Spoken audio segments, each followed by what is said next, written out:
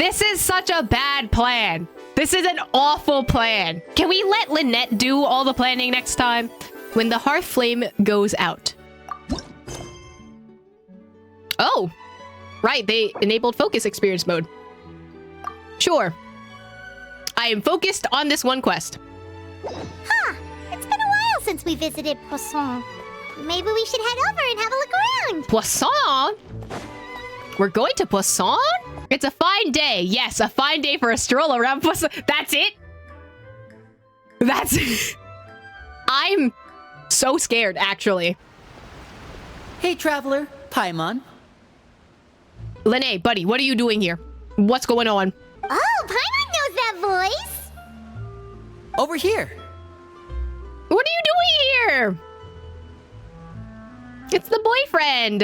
It's been too long.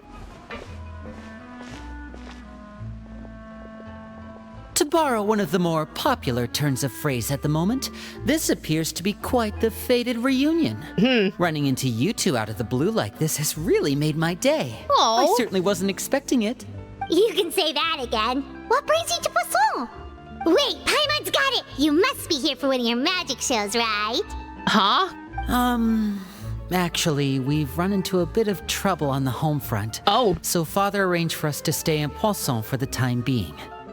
Why can't you go to the House of the Hearth? Like, is it trouble because you guys did some trouble? Or is it because something is happening within the House of the Hearth? Oh, are Lynette and Fremine here too? My son, Fremy! Yep, along with most of the other members of the House of the Hearth. Oh. You may have noticed Poisson seems a bit more crowded than usual. What is she doing? So you're saying nearly the entire organization has moved to Poisson? Sounds like you've run into way more than just a bit of trouble. What's really going on? That seems bad. Well... Lene, you can trust. Since the two of you are so curious, perhaps I can fill in the gaps. Oh, so you're just gonna teleport behind me and be terrifying. Okay, yeah, you can do that. You can, okay. You scared Paimon half to death. I am also terrified, honestly. Father, you're here. You know, on second thought, maybe we don't need to know. Oh my god, It's all Paimon? probably super confidential House of the Hearth stuff, right? We totally weren't trying to pry or anything. Paimon, shut up. I want to know. I want to know. Tell me. No need to be nervous. I could sense your genuine concern from your conversation just now. Of course, I can also understand your confusion. Sending so many Fatui here to Poisson, it's only natural that some might suspect an ulterior motive to be involved. We still have some reservations about your organization, even though we've teamed up with you, we've teamed up with Child, technically, we've teamed up with Skara, even though he's no longer part of everything. I understand. I'm well aware you've had your fair share of confrontations with the Fatui in the past, and I can't exactly guarantee that we'll remain on good terms in the future. At least she's being honest about it, and that's something I really appreciate about her. As for right now, however, I would say we have little reason to be at odds, wouldn't you agree? The House of the Hearth could stand to be more open with those who have worked so closely with us in the past. So you're gonna spill the tea? As for the issue at hand, well, it hardly relates to any ulterior motive. To be frank, it all stems from a certain rumor circulating around the House of the Hearth. It's an internal matter. So, like, there's hot gossip. Is that it? That's it? What sort of rumor? A rumor that a certain phantom child is hiding away in the House of the Hearth. You relocated everyone in the House of the Hearth because of a ghost? A phantom child? Ooh, just hearing the name is giving Paimon the creeps. A spirit that should have long ceased to exist is lurking in the shadows of the House of the Hearth. To be fair, it is theoretical considering how many ghosts we encountered in Inazuma. But you evacuated an entire building because of a ghost. So I decided to bring the children to Poisson before continuing to investigate the situation. I expect I should be able to track down the spirit fairly quickly. After that, it's just a matter of resolving the situation, if you will. It shouldn't be much trouble at all. No, really. Poisson's just dealing with so much stuff. Like, they also did not need to deal with the House of the Hearth stuff. If you're curious, or if you still have some concerns, it might be advisable to stick around for a few days. I'm sure the children would be exceedingly pleased to welcome some visitors. Lenny, I'll leave you to entertain our guests. I have some matters to attend to. Of course, Father. So date? So date. I love that Paimon's so worried around Arlecchino. It's really funny. Poisson was helped out by the House of the Hearth, though, so they're counting it as a favor. Honestly, yeah, you're kind of right. I couldn't help but feel intimidated during that conversation with the knave. Now that she's gone, it feels like I can finally breathe again. Honestly, I wasn't intimidated. It just feels like business, you know? It just feels like she's being a businesswoman. That's it. She also suggested that we stick around for a few days, but why? It has long been a dream of mine to invite you to our home and introduce you to my other siblings. Oh my god, are we meeting the family? We're already that part of the date? We're already so far into this relationship. Like, wow, the Rizzler, right? You're quite well known in the organization already. A lot of people have been talking about you, especially after everything with the prophecy. If you're willing, why don't you stay a while and have a little chat with us? Alright. We don't have anything else to do right now anyway. We're not looking for a sibling. Let's be clear, we're just gonna be there as guests, okay? Don't get any funny... Oh, wait a second. If we're your guests, that probably means we'll be treated to lots of yummy food, right? Sweetie, it's a date. Of course we're getting food. Of course. During our stay in Poisson, we've been helping out the locals with some fishing. We bring in quite the bounty every day. In fact, today is the perfect chance for me to show you what I can do in the kitchen. Oh my god, he's cooking for us? Oh my god! This is a date! This is a date! Oh my god! He's cooking for us! Oh my god, can we chat in a bedroom? Can you show us some magic tricks in the bedroom? We did meet father! We've already met the parents, and the parents like us? Oh my god, we are gonna let him cook. Oh my god. Let's go. I'll take you to where we're staying. I'm literally blushing. I'm blushing so hard right now. Homie is rizzing us up. Be a house guest. Oh, I like that house is in quotations, actually. That is so interesting that they would do that. Oh. Hi, kitties. Is there anything different? The knave invited you to visit the House of the Hearth. Have a chat with the children. Sure, we're the children. It's above. God damn it. I went too far.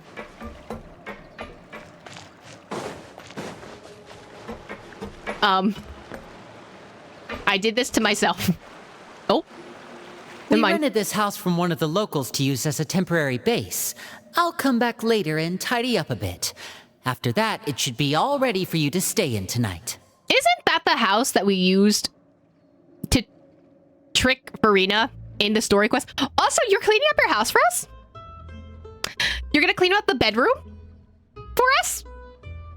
Sir? Awesome, thanks! So, where are we off to now? Can Paimon be in a different room? Well, when I happened to run into you two earlier, I was actually in the middle of distributing some supplies. With this many people staying in Poisson, we have to bring in outside supplies every now and then. I should probably make sure the rest of these provisions get delivered, otherwise people might start to get antsy. Okay, we'll come with! There are all sorts of rumors about your organization floating around out there. Paimon's not sure if she could even take a wild guess as to what's true and what's not. But now that we finally have the chance to see a day in the life of the house, we can take a good look at how you operate! Well, you're more than welcome to come along. Just follow me. Oh, okay. Where's Lene? There's a lot of people here. Like, there's so many people here. Oh, there's a ton of kids.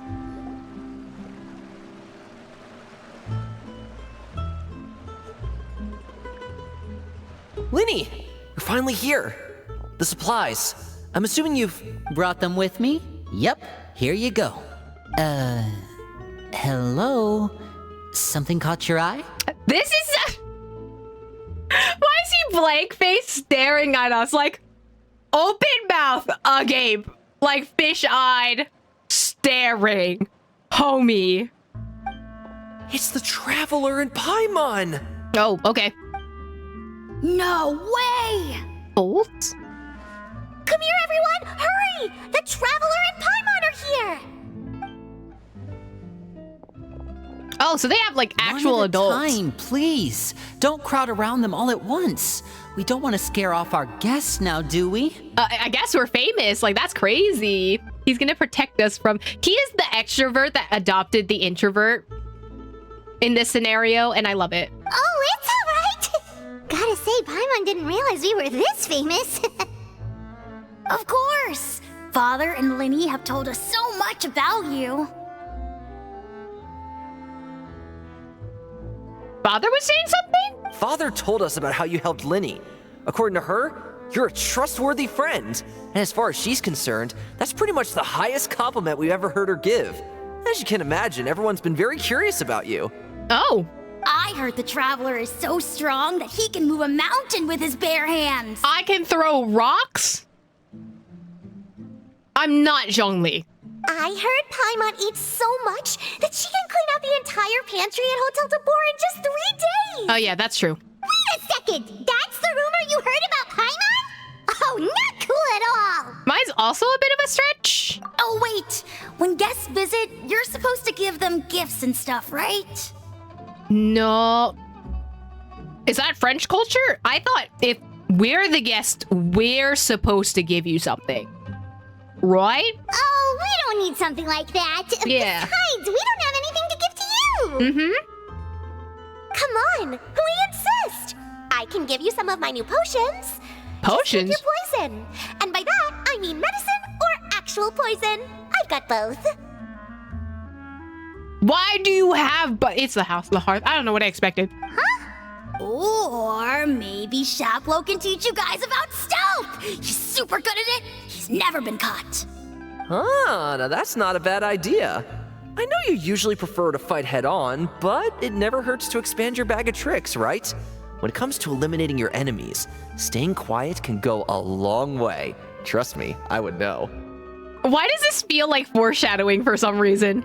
I was poisoned not too long ago. Huh? And I'm still dealing with the after effects. So I'm not quite as good as I was before, but I can still give you some pointers. What do you mean you were poisoned? Huh? Wait, when you said gifts, Paimon didn't think you meant poison and stealth tactics. But those are the best things we can give you. You don't like them? Ooh, how about this? Tell me the name of someone who really annoys you, and we'll teach him a lesson for you. A hit list?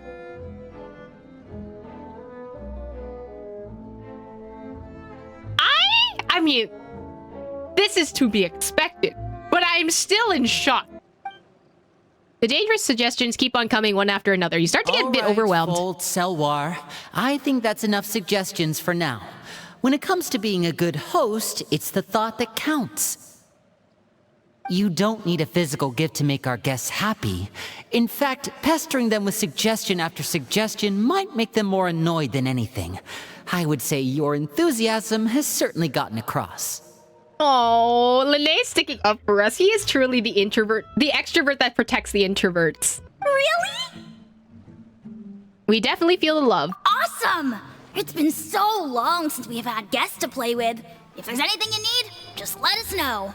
Yeah, especially if it's poison or something. What? I got all sorts of potions for that. Girly Pop, you're a little bit too much in the poison. I'm a little scared for you. Well, we'll talk to you all later. We've still got supplies to distribute. Linne's just like, don't embarrass me in front of my boyfriend. All right, see you later.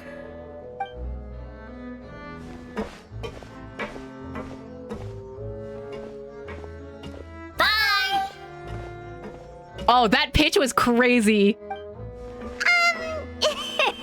Lenny, about all that poison and stuff tactics talk just now. Poison with the house and the poison? And then you're poison. Addicted to the pill. Can't help but swallow up your poison. Scared you, did it? That kind of talk comes with being part of the House of the Hearth. When Foltz was really young, he strangled all of his family pets. Just out of curiosity. He was labeled a dangerous problem child and was abandoned by his family. That is psychopathic behavior, honestly. Elwar has an unnatural obsession with potions. Father has forbidden her from trying all the different concoctions she comes up with, but she still tries to test them in secret. You really have to keep an eye on that one. Chaplot is around my age. While I'm mainly responsible for collecting intelligence, he handles surveillance. He's very passionate about his work and has no reservations about taking on some very difficult missions. I'm worried that he might die. I know you two probably aren't used to that kind of talk, but I can promise you they only had the best of intentions. Things like stealth tactics and developing different poisons, they really mean a lot to them. They were just trying to share the best of what they could offer, that's all. They were info dumping and I totally understand. You're good.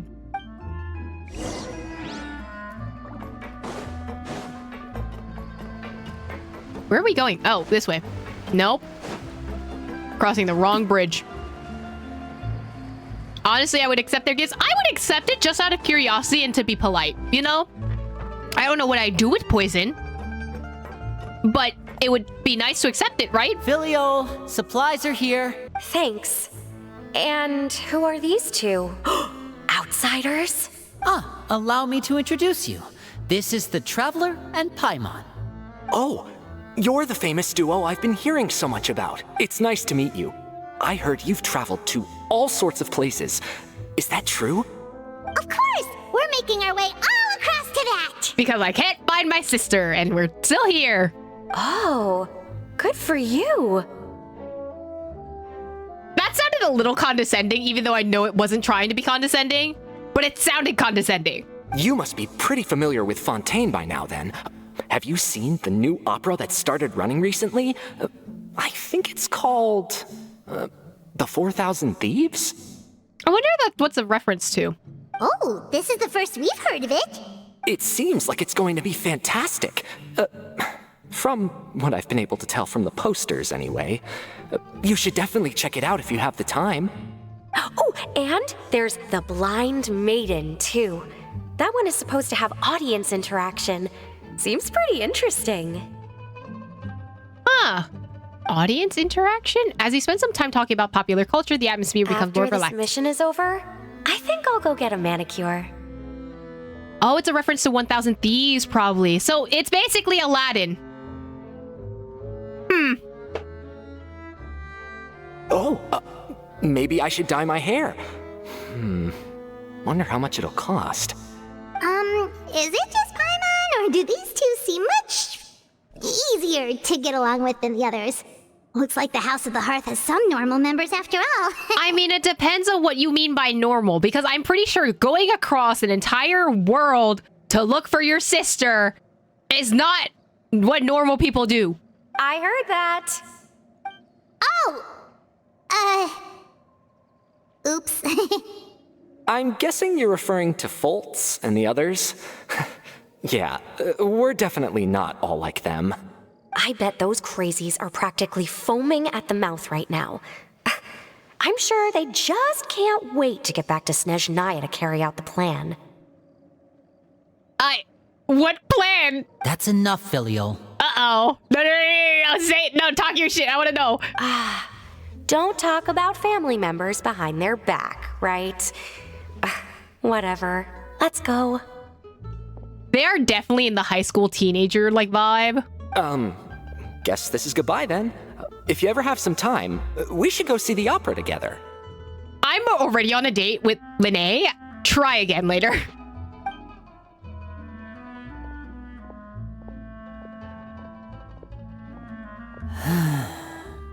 Oh, Lene! Well, that's it for the supplies.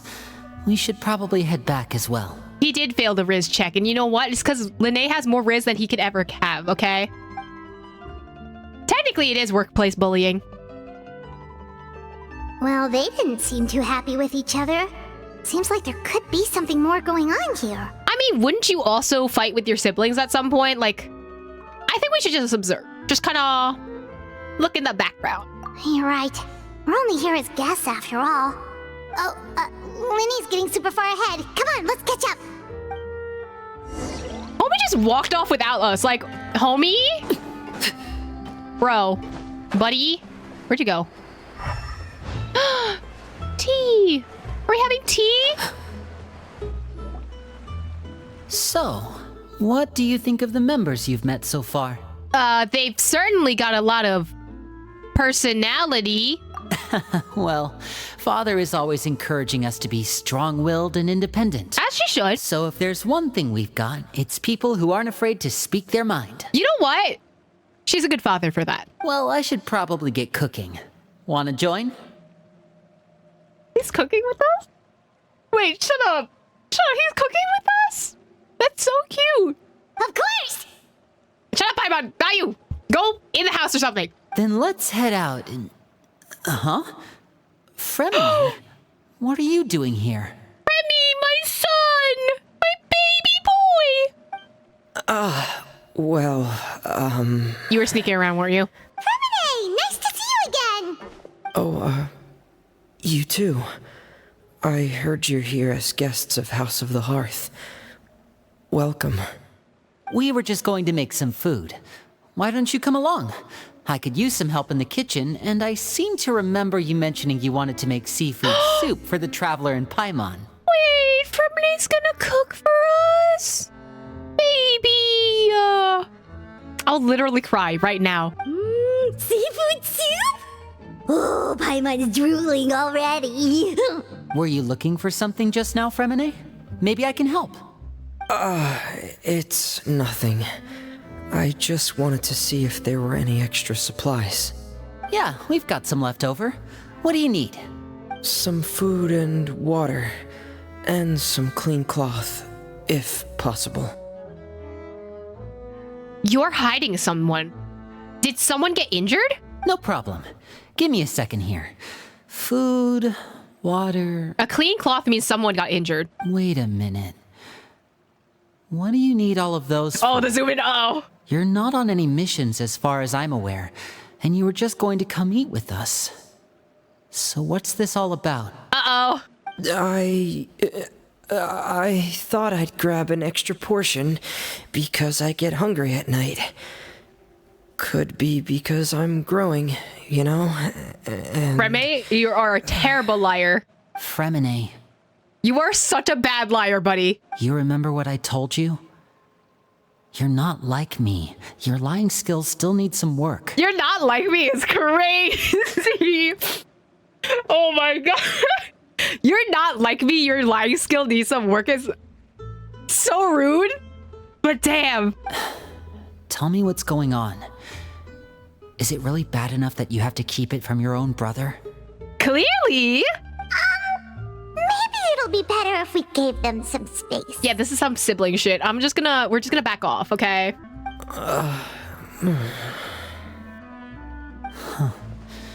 This is the first time I've seen that kind of look on your face. Whatever happened, does it have something to do with Father? Yes. Just follow me.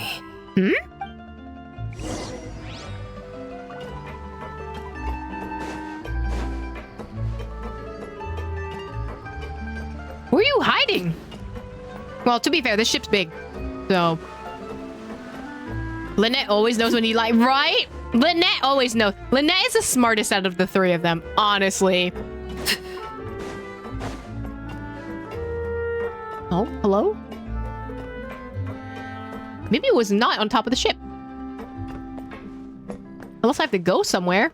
Is there... Is it above me? Is it below me?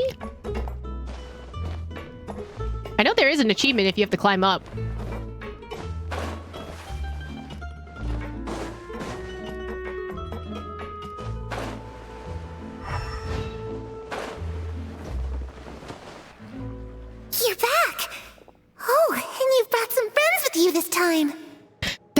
child. Wait a minute. Hello, my name's Linny. I grew up in the House of the Hearth. And you are? A child. Hi, Linny. I'm also a child of the House of the Heart, just like you. Main character red hair energy. What happened? You can call me Clairvy.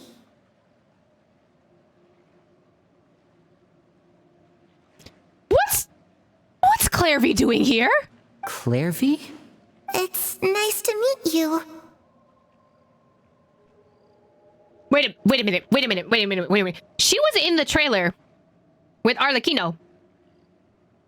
She stabbed her in that trailer. Clairvy is supposed to be dead. Nah, this is some imposter. Unless Clairvy had a kid? Who also was named Clairvy.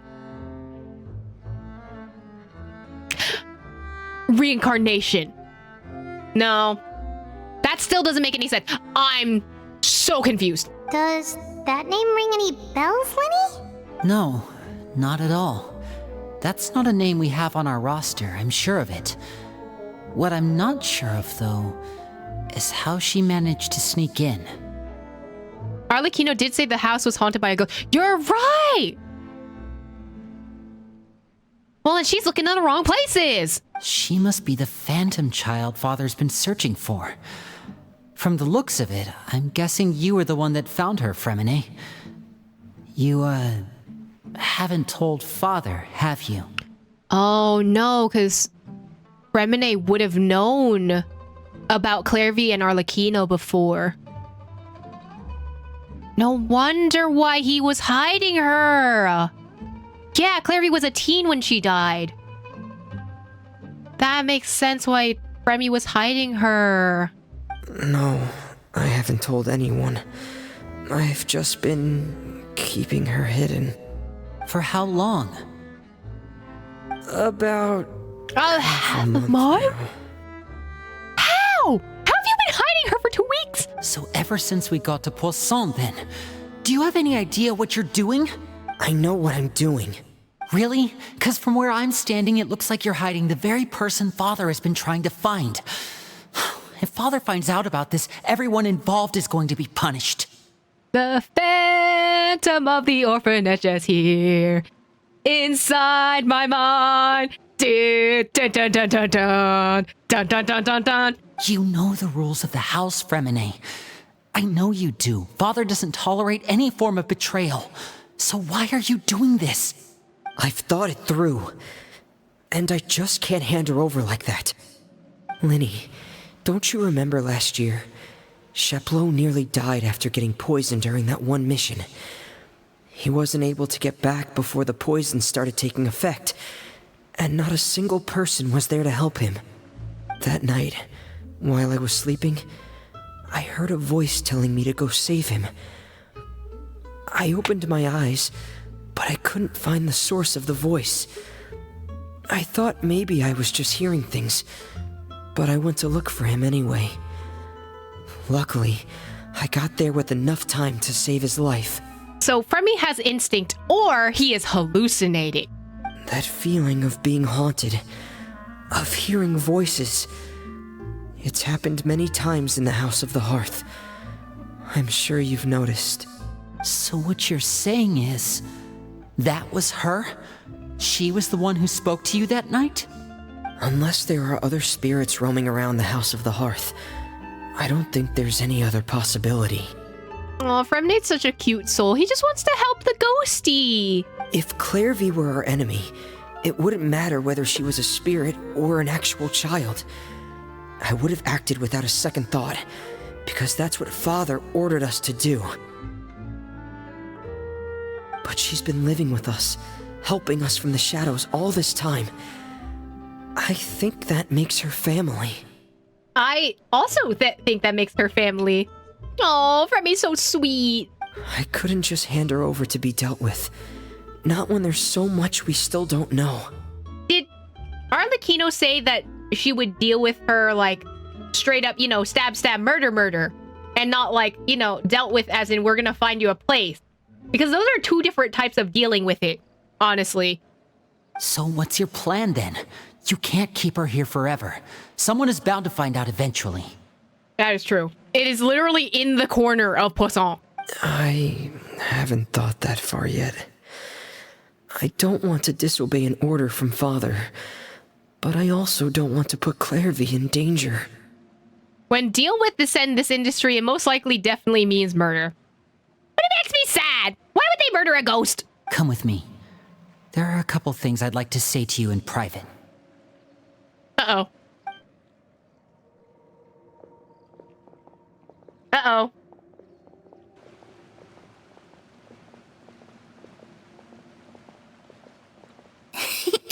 Those two sure care a lot about each other. I'm scared. I'm scared for them. Well, they got a funny way of showing it.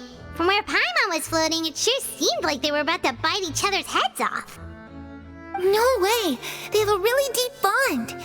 I could tell right away, because I also have a friend like that. Oh, gee, I wonder who that friend was. I just don't know how long that kind of bond can last. I don't like that. What do you mean? I don't want them to fight.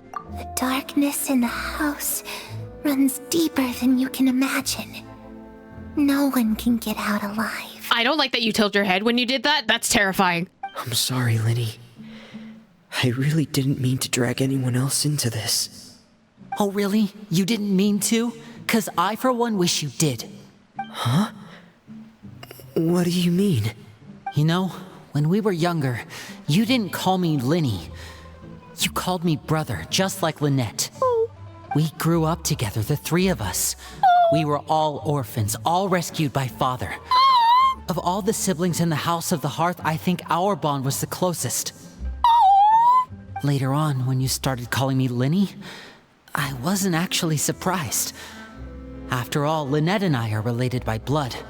We've had to depend on each other to survive long before we joined the house. Linny, The darkest and most difficult moments of my life happened before you and I had ever met. I'm sure that's true for you as well.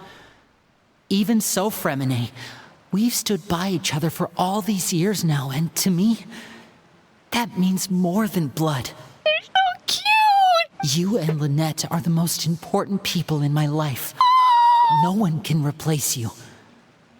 So I won't let you face anything alone.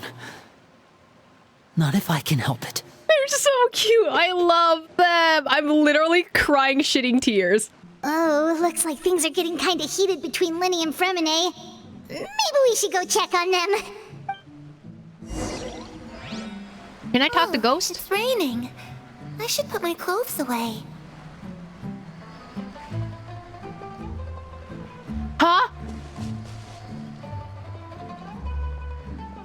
Uh-huh. What about the rain? Harry? Looks like she's not here either. Oh, she's looking for Arlecchino. Oh! I don't like that she fades in and out. That terrifies me. It's time to eat. Lasagna? Is that it? Are you just gonna stop at the lasagna? Well, you seem like a physical person if I can run into you. Okay, you're just gonna stop at the lasagna. All right. That's not terrified at all. I'm screaming. I'm scared. Hey, you two! Hope we aren't interrupting anything. Like a fight, or... Oh, wait a minute, Fremine. You're not crying, are you? Is everything all right? My son. Everything's fine. Thanks for asking. Oh, my baby. Well, we're all friends here, right? We've been through so much together, so if there's anything we can do to help, just say the word. It's just a small family dispute. It's not something our guests should trouble themselves with. In fact, it might be better if your stay ended here. But sometimes having guests around can come in handy. Also, like, Aether is basically your boyfriend. So... What are you getting at, Traveler? When guests are around, families are often on their best behavior. And any disputes are less likely to escalate. That's what you're trying to say, isn't it? Exactly. I think I'll be better if we stick around so you all can't do anything. just... Thank you. I was really hoping to keep you out of it. But even if I could think of some other reason to turn you away, I'm not sure I could convince you. I know things could turn dangerous, so I promise you this. From now on, I'll protect you like my life depends on it. So he just basically proposed to us, huh? Is this a proposal? Is this a marriage offer? Like, hello? Are we married? Who says I'll protect you like my life depends on it if you're not married? Me too. Well, back to the matter at hand then. If we don't plan on handing Clairvy over to Father, then our only other option is to solve the mystery of her identity before Father is able to track her down. That means finding out where she came from and what she's doing here. Then we can send her on her merry way and pretend like none of this ever happened. I've tried that already. And? And... nothing. I tried taking her somewhere really far away, but... after some time, she just reappeared. She even came with us all the way to Poisson. It seems like wherever the house is, she follows. I don't know much about spirits. Do you two have any ideas? Let's see here. Paimon remembers hearing something like, if you fulfill a spirit's last wish before they die, they'll let go of whatever's keeping them here and return to the ley lines. We could call Hu Tao. Oh, it's just that Paimon doesn't really remember where she heard that, so it's not guaranteed to work or anything. Well, sounds like it's worth a shot. Guess that means we should go ask her about her wish. But first, Fremine, I need you to promise me something. What is it? I need you to promise me that this will stay between the two of us. We're the masterminds behind this whole thing. No one else gets involved. Can you do that for me? My sons, I love them. Of course. I promise. All right. Then let's seal the promise just like when we were kids. Fist bump on 3. Ready? 1, 2, 3. I swear. Where did Lynette come from? Where did she come from? Homie just appeared. The head tilt is crazy. Homie just appeared out of nowhere. I love her. Whoa! Oh my god. I love her so much. Lynette! Oh my god, you didn't scare me. This is hilarious. But what a surprise! What brings you here, dear sister? The side-eye is crazy. Oh my god. The sound effects are crazy. I love them. And, when exactly did you get here? Oh my god, that's such a sibling thing. Just hitting your sibling, just on the shoulders with your... This is so sibling core. I love them.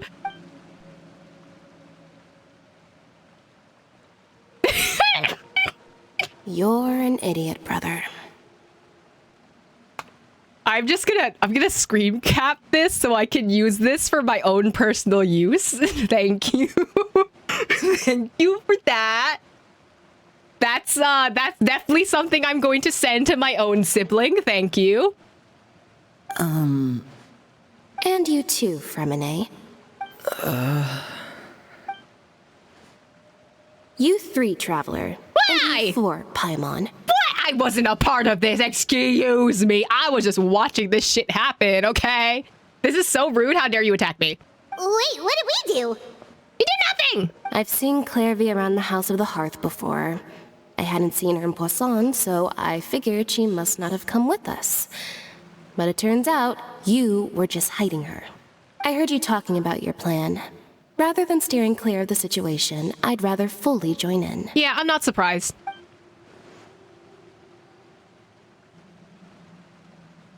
If you don't agree, I'll have no choice but to report everything back to Father. Simple as that. I love Lynette. You're not giving us much wiggle room here, Lynette. Well, I guess we're all in this together then.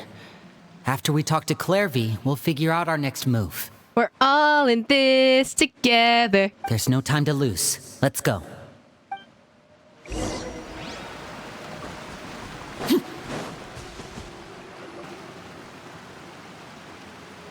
Is she gonna eat the lasagna or is she gonna keep staring at it?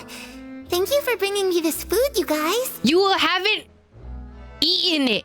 It is still on the table. She said she's full, but the food doesn't look like it's even been touched. Well, she's a spirit, so... That's right.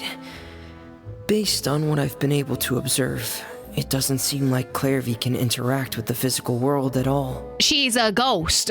Still, when she's presented with food, she'll always linger around it for a good little while. Oh, me. Maybe, in her mind, she really is eating those things.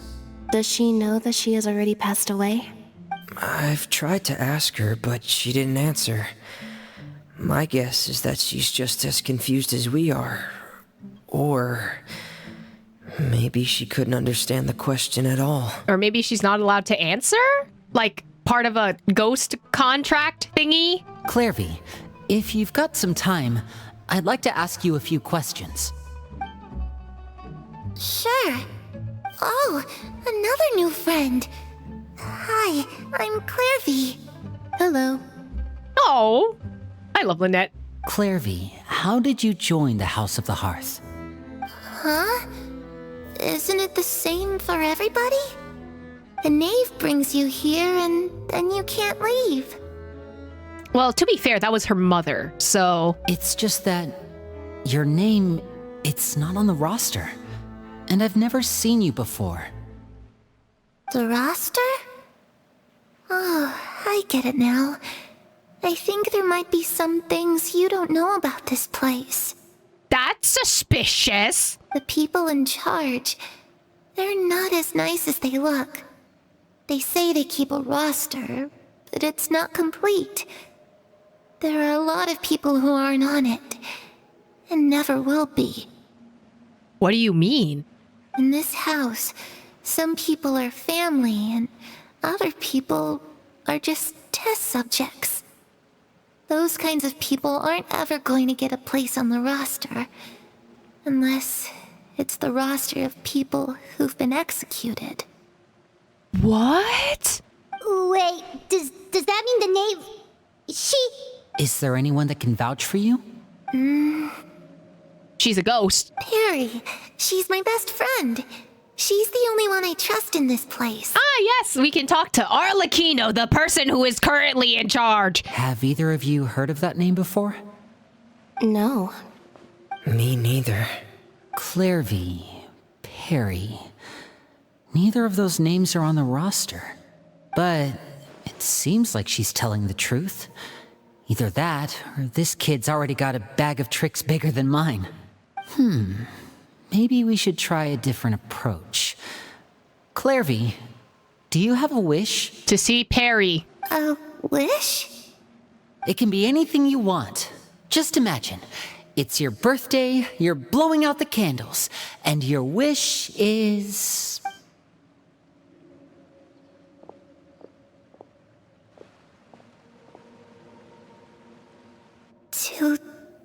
To go outside, What? where the sun can find me. That's ominous. That's it? Well, that sounds easy enough. What if she can't go outside because she's tied with the House of the Hearth? The darkness in the house runs deeper than you can imagine. No one can get out alive. What does she mean by that? Things can't be this simple. Okay, time to divide and conquer. Listen up. I've got a plan. I'll try and find a way to use basic illusory magic to take Clairvy outside and bring her somewhere with sunlight. Lynette, try and find the list of executions that Clairvy was talking about and see if her name is on it. Fremine, you stay in Poisson. We can't be the only ones who've had run-ins with Clairvy. I need you to collect intel on everything she's said and done. Understood. I'll try my best. What about us? What should we do?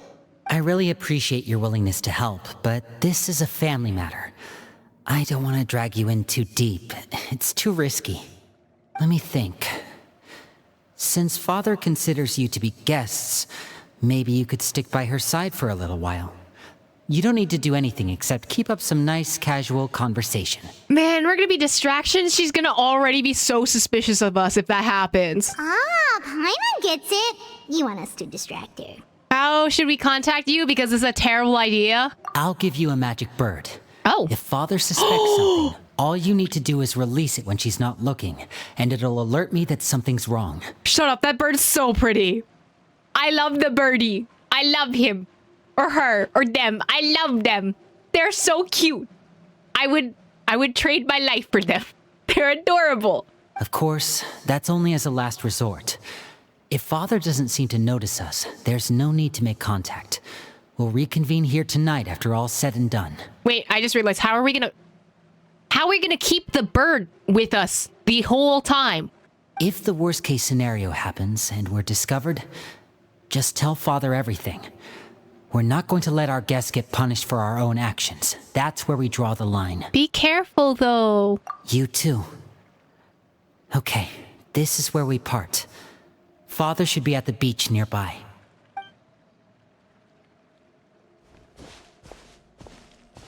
I really hope this goes well. No, it has to go well. That's the only way this can get resolved. This seems like it's not going to go well. You saying this does not give me much confidence. Clairvy, I'd like to take you somewhere. Is that okay with you? Sure. Where are we going? Where's my son? Where's my son? Where's my child? Is he not here? I guess he's off doing other things, huh? My son! No! Checks normal attack and then Arlecchino's. Oh yeah, I knew that part. Their attacks are very similar. Remy is around. Oh, Remy is around? Where's my son? The swans in Fontaine are actually... Oh, they're geese! Oop, my bad. Thanks where you met the kids. My son? My child? Where should I start looking? Okay, but where's Lynette then? Hello, Father. We are not no. You know what? Maybe we don't finish the story quest. Maybe I just don't do it. Homie, what is he doing here? What is he doing here? Did we need this? I don't want to. Did we chuck him back to Snezhnaya? Did he get thrown across the abyss? Thrown wide? Oh, man. Ew, he crawled back just to see you? Ew. Ow. Why are you here? Ew.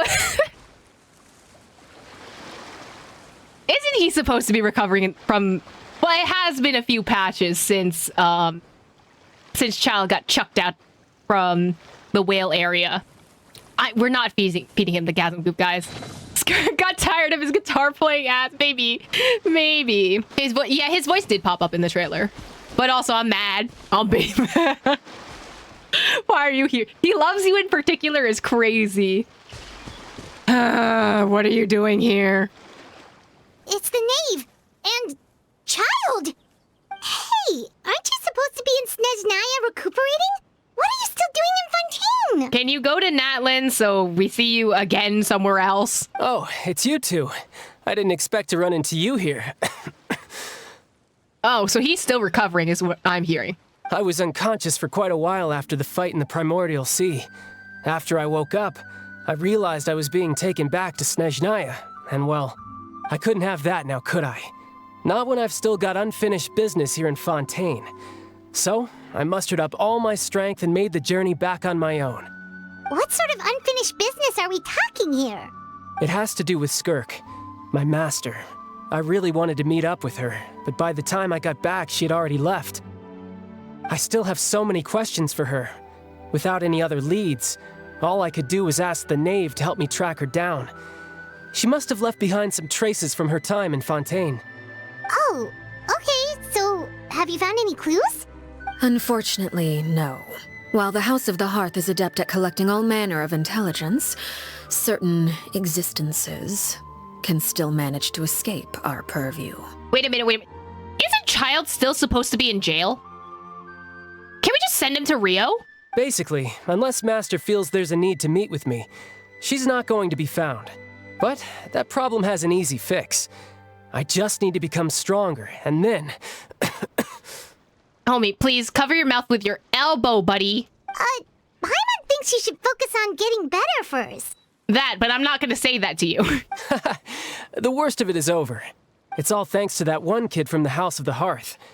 Elwar, I think her name was. She gave me a bunch of random potions to drink.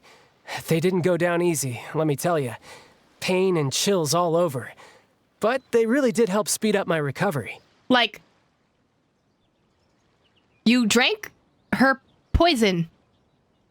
It's not a sickness cough, it's I have 6 broken ribs cough. And that's good, because it looks like I really do have to head back this time. The old man's been putting the pressure on me. He sent someone to tell me I'm needed for some sort of project. Which one, Piero? Project Stuja? What? What is this? Yeah, that's the one. I heard Regrator's involved too. Regrator? Not looking forward to having to listen to all his monologuing, that's for sure.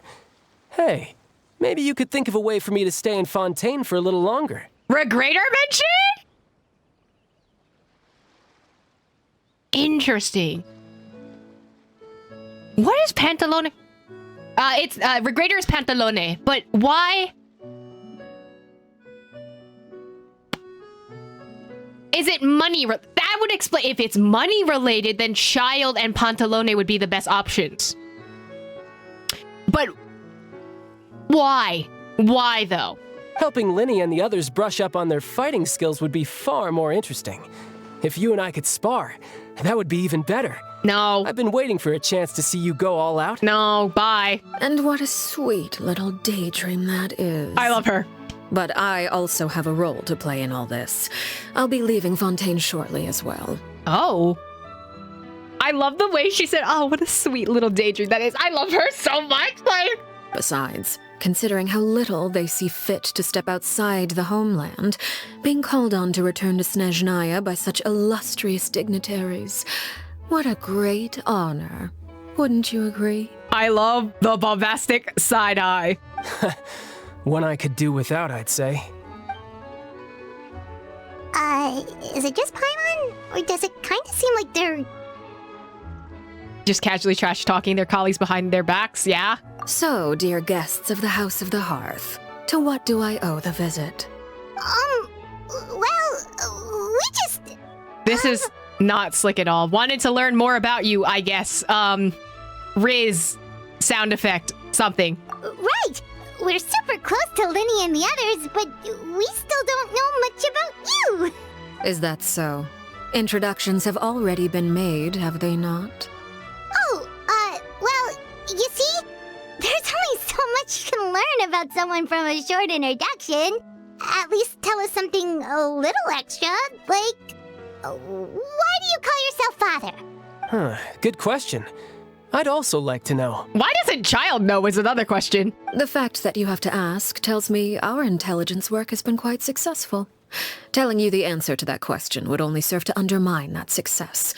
And we can't have that, now can we? Spoken like a true diplomat. That was some expert sidestepping right there. Well, if there's nothing else, I think I'll take my leave. I still have a small matter to resolve at home. Wait, don't go! You're so not sus, Paimon. If the knave leaves right now, she's sure to run into Linné and Clairvy. Should I release the bird Linné gave us? No, she would try to get her talking about something else first. This is such a bad plan. This is an awful plan. Can we let Lynette do all the planning next time? About the House of the Hearth, what does the organization mean to you? I'd also like to hear the answer to this. Shut up, child. It's not about you. I've met some of the members of your organization, and they all seemed like really good kids. They actually reminded me of Tonya and Tusser. Which, by the way, if you ever betray them, I'm just letting you know, I won't let you off easy. I'm sorry. I don't know what this shot is specifically, but it looks like his head is much bigger than the rest of his body. Like it's a little too big. And it's the proportion of this. And why would I betray them? Well, you've already betrayed the House of the Hearth once, haven't you? At least, that's what I heard. Uh-oh. Okay, I admit. That's just what the old man told me. The rooster, I mean. Of course it's the rooster. Knave betrayed the House of the Hearth, so does that mean that what Clairvy said is true? Does the knave really treat her children like test subjects? Oh, wait. Did you really do something bad to those kids? Never mind what I've done. I'm more curious as to what the mighty rooster had to say. Care to enlighten me? Rooster is, yeah, he's Pulcinella. Ah, well, nothing much. Just some stuff about you taking out many other members of the House of the Hearth, and even going so far to attack your own family. That sounds like warped history, though. I see. That's an interesting way to rewrite that. Huh. Based on your reaction, I'm guessing it's all a bunch of lies. Hardly. I don't appreciate his particular turns of phrase, but I suppose he didn't say anything untrue. Although, it would be more accurate to say that there is a certain level of prejudice involved. But I don't intend to clear that up just yet. Prejudice has a funny way of concealing the real truth behind certain things. An attribute that I find to be quite advantageous. Call yourself a Fontanian, for example, and people will assume all sorts of things, when the real truth is that this is simply the land where I was raised. This is very true, though. Huh? You're not actually from Fontaine? But then why did you try to help out with the prophecy and everything? I was trying to protect the children born in Fontaine. Claiming that I myself was a Fontanian simply made it easier to operate. People would hardly suspect a fellow Fontanian of having any ulterior motives. Who wouldn't want to save their homeland after all? The primordial sea wouldn't have any effect on me, but it would have caused great harm to the House of the Hearth. Well, you wanted extra information, didn't you? There you go. I hope that satisfied your curiosity. Yes, it did. So much for learning anything else about her betrayal. She probably only revealed that other secret in order to change the subject. Seems like she's trying to avoid talking about her past. So, you stayed in Fontaine for the kids. I guess I was wrong to believe you'd betray them. Apologies. Looks like I was holding on to some prejudices myself. Good. Like I said, I like it when others have misconceptions of me. She's such a girl boss. I love her. Actually, while I was recuperating at the House of the Hearth, there was something else that really caught my attention. I heard that members always resolve disputes and arguments with a friendly spar, and the loser has to back down. Oh my god. Seems pretty cool if you ask me. Please. Would also give them plenty of opportunities to hone their skills. Shoo, child, bye. Well, that's only a recent development. In the past, such spars weren't nearly so friendly. The losing party would lose everything, including their life. Sounds like you know a little bit too much about that. They were that high stakes? Whew, at least that's not a thing anymore. Unless... Well, the current atmosphere's not half bad. I'm a bit jealous, actually. You've got so many family members around you, and you even get to live with them.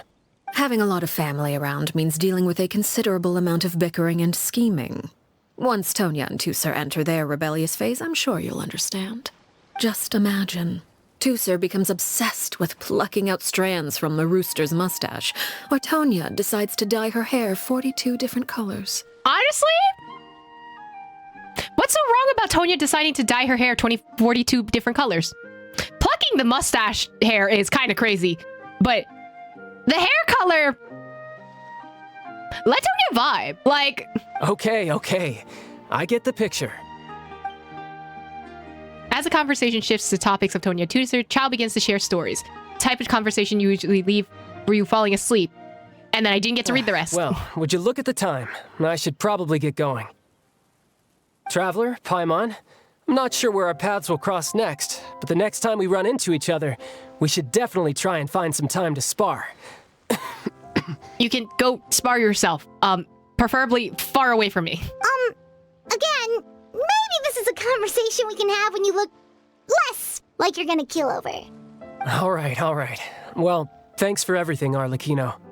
No thanks necessary. You also played a part in obtaining the Gnosis. I would say we can call ourselves even. I like the sound of that. Well, I'm off.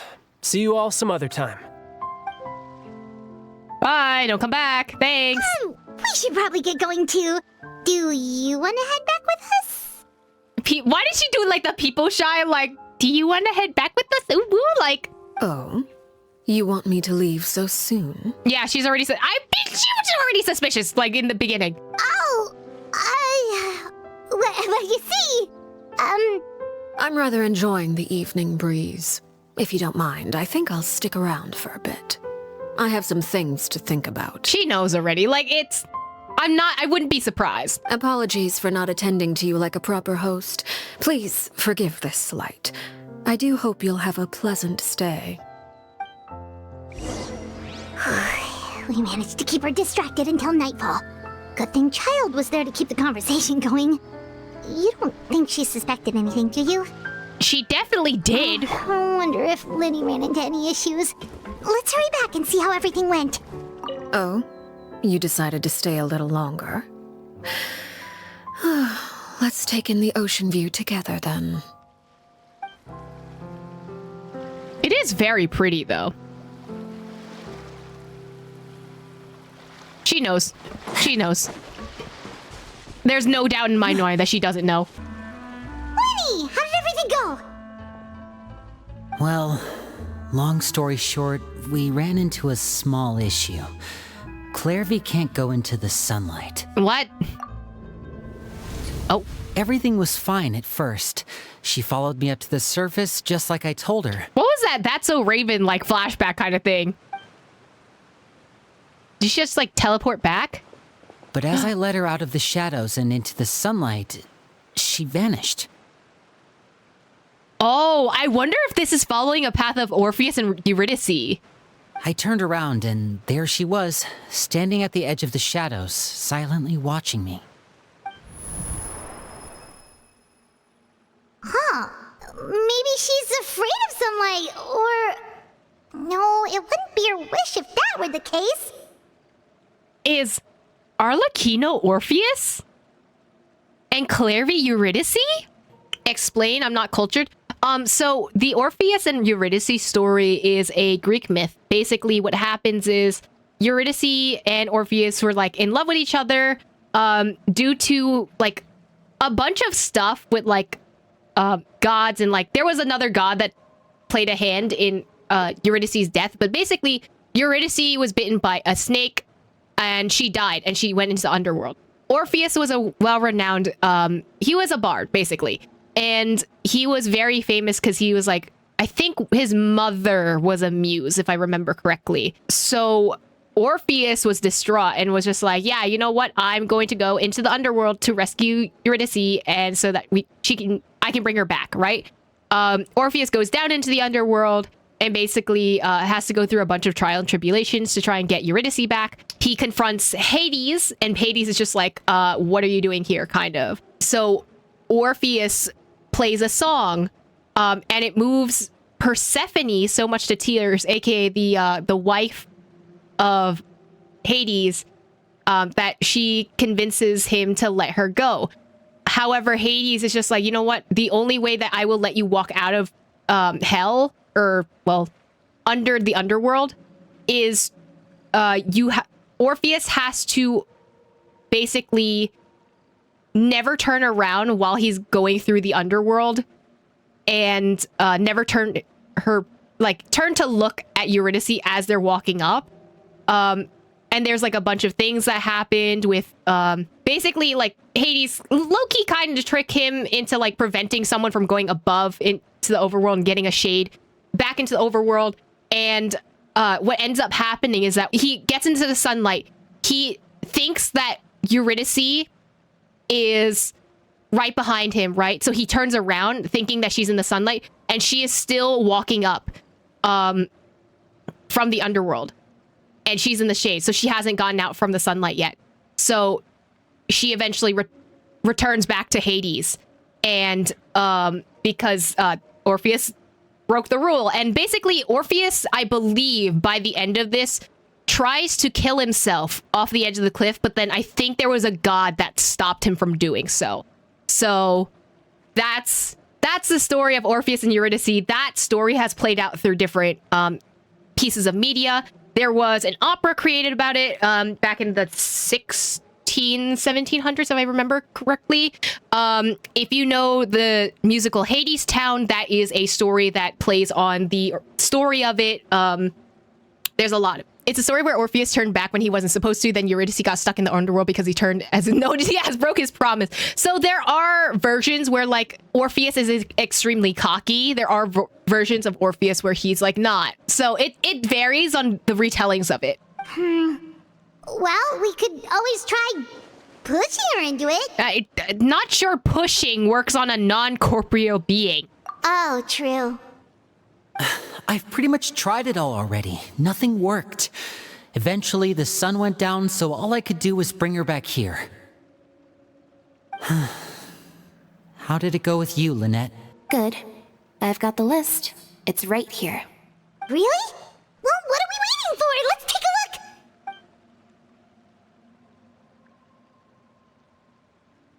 Oh, that's a lot of pages. Oh, it's gonna take forever to get through it all. We can each take a section. Here. La Pouillade, Landois, Chambel, Horaire. I wonder if these are references to anything. Oh. Rare, Landois, Napoleon, Chambel. Huh. I wonder what... I don't know. I don't know any ties to these. Oh, yikes. That Horaire guy has a huge scar on his face. He's kinda giving Paimon the creeps. He's probably the most innocent one out of all of them, isn't it? I've met him before. The scar is from an injury he received during a mission. I still remember him joking with me about it. He said any future lover would take one look at him and then lose all interest. Oh, okay. Last guy might be a reference to Simpsons. Oh, that's interesting. Did he say anything else? Well, I asked if there was someone he was interested in. He said no, and that's where our conversation ended. Oh, well then. It was only later that I learned he really did have someone he liked. He risked everything to escape so he could be with her, but it didn't work. One day, Father asked to see him, and, well, I never saw him again after that. Oh! So he's dead! I mean, it is an execution list, so... Wait, so that means the knave, she... It may seem cruel, but it's just one of the rules of the house. Betrayal is not to be taken lightly. We know too many secrets to come and go as we please. So, if you do try to leave, you pay with your life. And they are possibly going about the same route. Aha! A solemn atmosphere descends over the group as you look through the list of people. Her name's not here, huh? Well, that's not too surprising. It doesn't seem like this list is complete. It only contains records dating back around 5 years. I wonder if...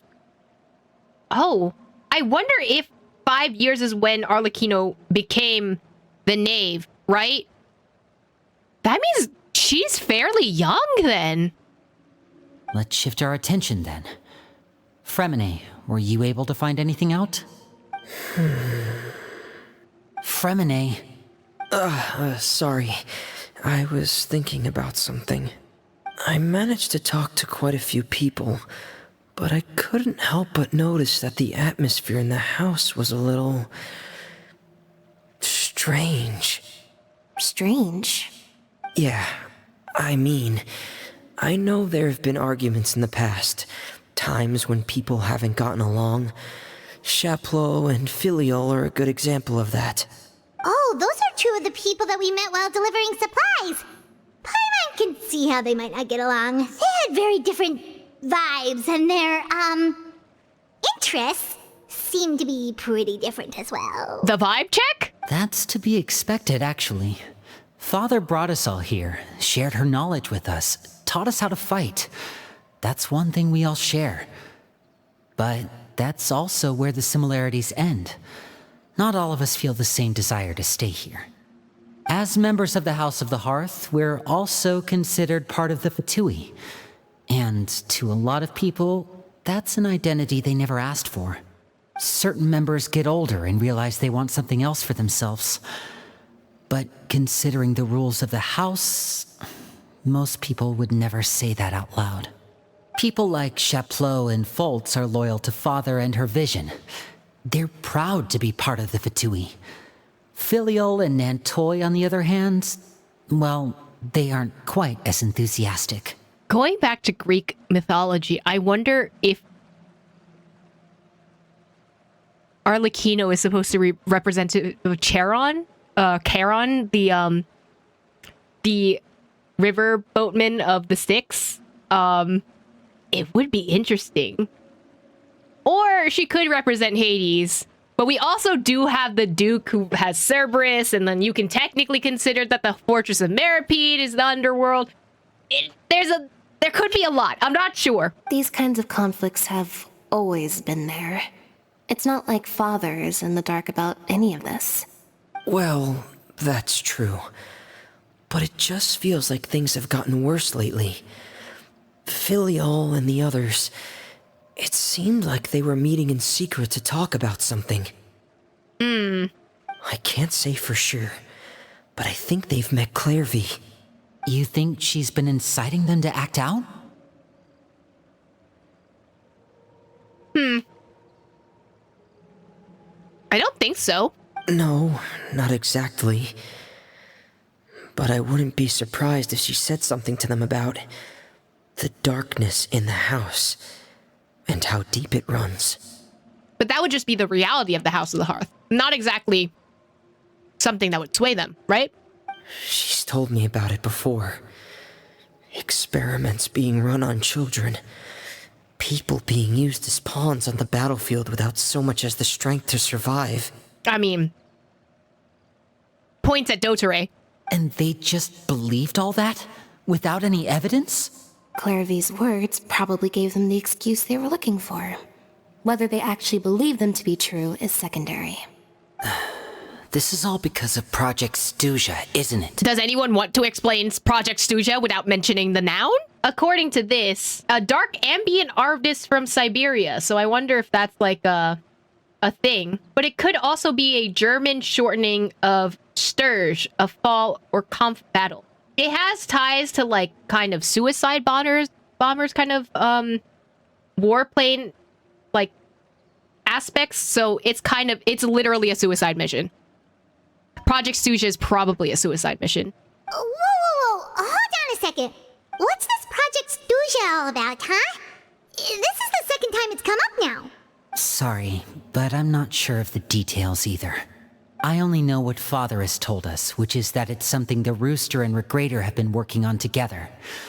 Apparently, it has to do with the Fatui's strategic plan for the future. Why is it always Pantalone? Because the House of the Hearth was so successful in obtaining the Gnosis, we now have the honor of playing a key role in Project Stuja.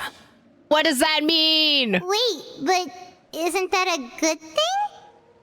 No, usually it means that they have to sacrifice their life on the line or something. Key role is just another way of saying dangerous role. To us, the whole thing is an inconvenience. Father thinks so too, but she's in no position to refuse.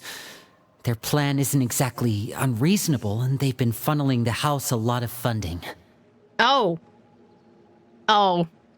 that's unfortunate. So they are getting money, but they have to do this dangerous project. It's just that we'll lose a lot of members in the process. Participating in the plan, it's an honor in name only. What they're really trying to do is subdue us. The existence of an intelligence organization outside their control makes them feel uneasy. Interesting. Looks like the Fatui are plotting something big, but given how little Linnae and the others seem to know about it, I probably won't be able to learn. Should keep a sharp eye during any future dealings with the Fatui to see what I can learn. Okay, super complicated top secret Fatui business aside, what does all of this have to do with the conflicts you were talking about earlier? Paimon doesn't get the connection. External pressure has a way of exacerbating internal strife. You can't overlook the power of fear either. People are afraid of dying, and that fear is often the impetus for a lot of stupid decisions. I thought resolving the Clairvy situation would make everything go back to normal. Nope. But it looks like things are more complicated than I thought. If we leave Filial and the others to their own devices, sooner or later, Father will be forced to take action. We can only focus on one situation at a time, brother. You're right. Even if we confront Filial and the others, it won't do any good. It might even make matters worse. We should focus on Clairvy for now. Well, it's getting late. We should head back and get some rest. We'll try again first thing tomorrow. Lynette, you stick with me this time. Fremine, keep a close eye on Filial and the others. Make sure they don't do anything they'll regret. Good work today, everyone. Have a good night, and I'll see you tomorrow. Oh, he sounds so, like, sad. He sounds so downtrodden. Rest of the temporary accommodations. Oh, right, we have a little house. I forgot. Hey, Lynette, or sorry, Linny, are we gonna cook together? Like, y'all gonna clean out the house with me? Like, your mind races with all sorts of thoughts. You try to rest and apparently can't read anything. I was looking forward to an early night, but she can't sleep at all. Hey, you don't think the knave will be too angry with Linny and everyone if she finds out about all this, do you? Possibly murdery, but you know. She's even scary when she smiles. If she were to actually get angry... Ooh, you have to protect Paimon if that happens, okay, Traveler? You're so afraid of her. Oh, well, in that case, we should Clary? just plan on running away. We'll That grab sounds Linny terrible. and the others and we can make a break for it as fast as we can. I don't think that's how that works. Where did Clairvy go? Look over there. Clairvy? What's she doing over there? Quick, let's catch up with her before anyone sees. Yeah, I guess my computer loads a little too fast, so I can't read anything, apparently. Oh, well. Why is she on the move? Here. I wonder if she's trying to, like, confront, you know, the knave. I don't know if... I wonder if she'll recognize her. Hey! Clairvy? Oh. Man, I forget she's a ghost and she can disappear. That's not fair. Surprise! Hey, listen, buddy, I know you got stabbed. Oh, where is she going? Oh, if someone sees her, we're toast. I wonder, you know what'd be funny? If Knave knew that Clairvy was here the entire time and just didn't want to say anything. Because it sounds like she would know, right?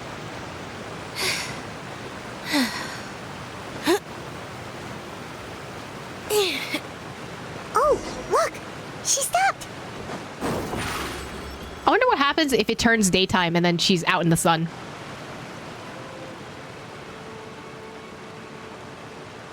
Clairvy! Shh. I opened the window while no one was looking. Look how pretty the outside is. Window. Oh. She still thinks she's back at the old house of the hearth. If only I could have more than this. You probably think I'm being silly, huh? All this hopeless resisting.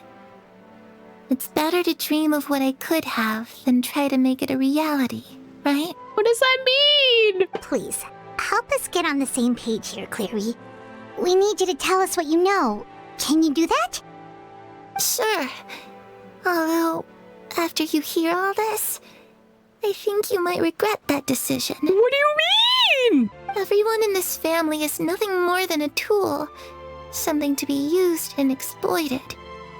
We're all expendable. Including me. As long as you're useful, you get to stick around. Lose your value, and you're handed over to the doctor, experimented on, and given a fate worse than death. I've seen it happen again and again, and I've had enough. You're saying the knave did all that? I think it's the old knave, not the new knave. It's just, that doesn't seem like something she would do. She's scary and all, but it seems like even she has lines she wouldn't cross.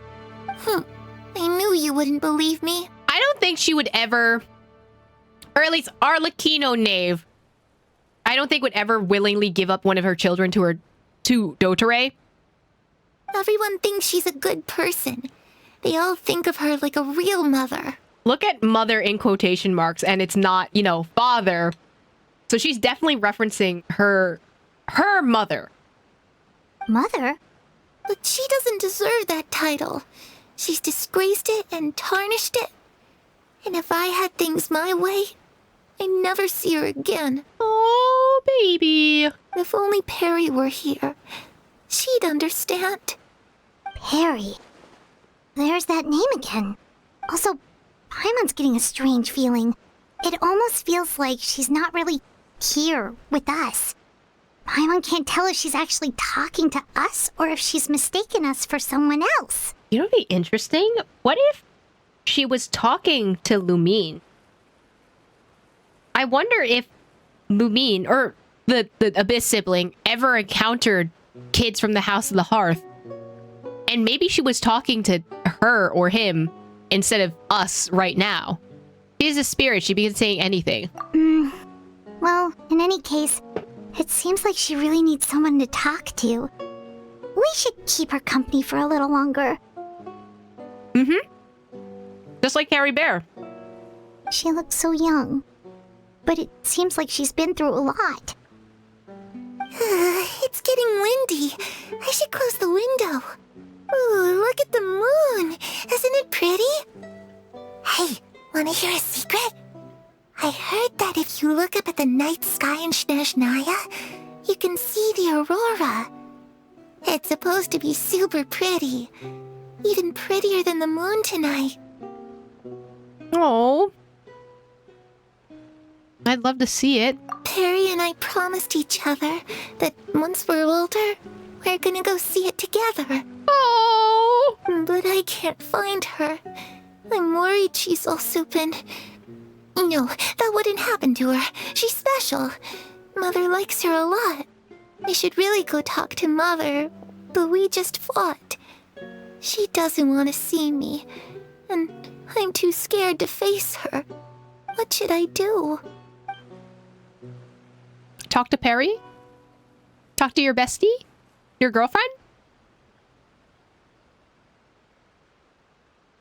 After some kind, Clairvy seems to come back to herself. Paimon really doesn't understand what's going on with her. I mean, she's probably playing out past events. Well, let's head back. We've got an early morning tomorrow. The night passes. All right, looks like we're all here. Let's go ahead with the plan. Before we do that, I have a question. Oh? What is it? Have the knave and the doctor ever worked together? What makes you ask that? Well, we kinda ran into Clairvy last night, and that's what she told us. We met the doctor back in Sumeru. He's super dangerous, and he's done all sorts of bad things. It's possible that Father and the Doctor have had certain dealings, but I don't think Father would work with him. We're not really on the same side, so there's not a lot of trust between them. That doesn't exactly set the stage for a successful partnership. I did hear, though, that when Father first became a Harbinger, the Doctor offered to work with the House of the Hearth. Father rejected most of his proposals, except for one. It had to do with some sort of secret experiment. I wonder if that one experiment was an experiment on her, and that's why she was okay with it, and not because of the kids. Right? That's the only way I can see Arlecchino taking an exception to this. Secret experiment? Could that be what Clairvy was talking about? I don't think so. I don't know any details about the experiment itself, but I do know it's an entirely independent operation. The doctor only proposed a direction for the research. That was the extent of his involvement. I still don't think that counts as working together. The details of the experiment are confidential, but complete records are kept on all participants. That doesn't seem to be the case with the situation Clairvy referred to. I know you don't agree with some of the Fatui's methods, and I'm not asking you to. But I am asking you to trust us on this. The House of the Hearth has its own principles. There are certain lines we're not willing to cross. Alright, that's good to hear at least. Clairvy seems to think the knave and the doctor work together to do something horrible. If that turned out to be true, Paimon doesn't know how he would even face you guys. It's just that it doesn't seem like Clairvy is lying either. I feel like this would be more confusing if I had not watched the trailer. The easiest thing to do would be just ask the knave directly, but Paimon doesn't think she'd tell us. Let's focus on the plan for now. Father didn't come back last night. She's probably still near the shore. We'll be counting on you to distract her. This is so suspicious, Linny. Can we let Lynette do all the planning now? Lynette, you're with me. Fremine, you know what to do. Be on your guard, everyone. All right, let's get to it. This is a terrible plan. This is an awful plan. Where are we going today?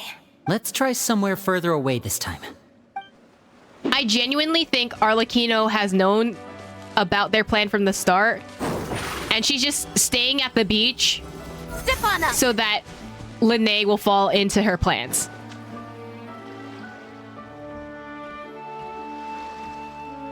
Ah, it's you two again.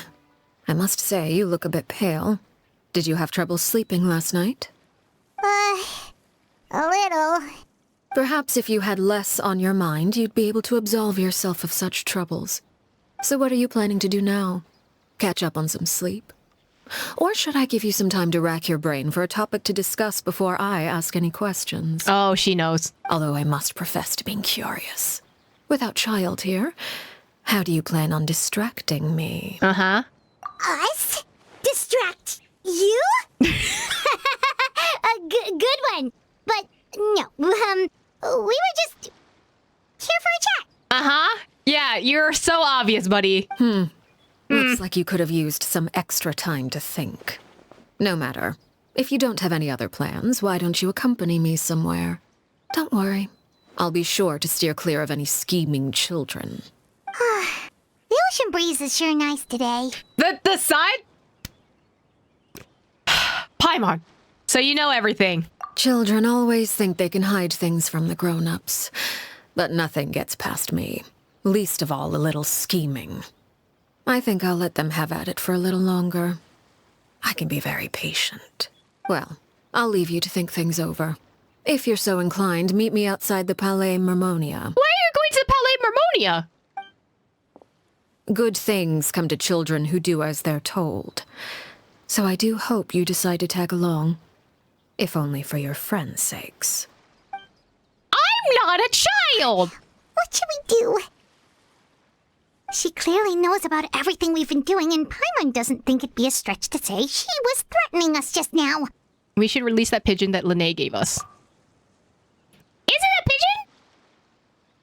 We just had it in our hand the whole time. Good idea. Hopefully he sees it in time. Well, we should probably head to the Palais Mermonia. Paimon doesn't want to find out what happens if we don't show up. Based on what the knave was saying just now, it sure didn't seem like it'd be anything good. You know what'd be interesting? That bird goes to Arlecchino first and not Linné. So Linné never hears about it. And, you know, the plan is ruined or something. We don't have any other options. Okay, then we probably shouldn't keep her waiting. It seems like Linny and the others are on thin ice, so let's do our best to not get them in any more trouble. I wonder if there is an option to go back. Like, I wonder if I walk back, is she gonna be like, you weren't here, or something like that? Seeing as we still have some time before my meeting, we might as well enjoy some pleasant conversation while we wait. Who are you having a meeting with besides either Farina or Nouvelette? More likely Nouvelette than Farina. I'm glad to see you get along with my children. Being surrounded by good companions is necessary for a child's development. You're not planning on doing anything to them, are you? I assume you're referring to Lenny, Lynette, and Fremine, although there's that situation with Filial and Nentoy as well. It appears quite a few people have been acting out lately. Oh, she knows about them too. No matter. I'm not one to discriminate. All those who betray the house meet the same fate. There are no exceptions. That is not reassuring. Does that mean you're going to kill them? Oh, are you here to beg for their lives? I'm sorry to disappoint, but the rules of the house change for no one.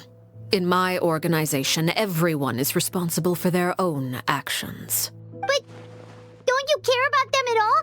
They really respect you. They even call you father. You must feel something for them. Any organization in which feelings come before principles is one destined for ruin. The House of the Hearth is hardly an exception. Ow! I'd say our principles are more stringent than most. Perhaps I can offer you this consolation at least.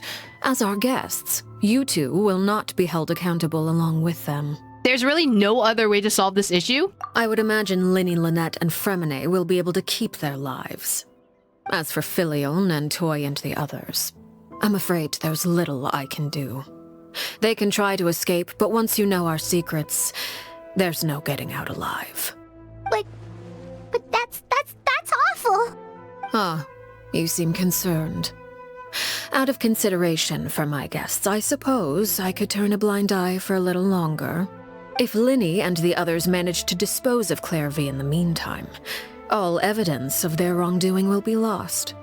In that case, I could hardly punish them for something I couldn't prove.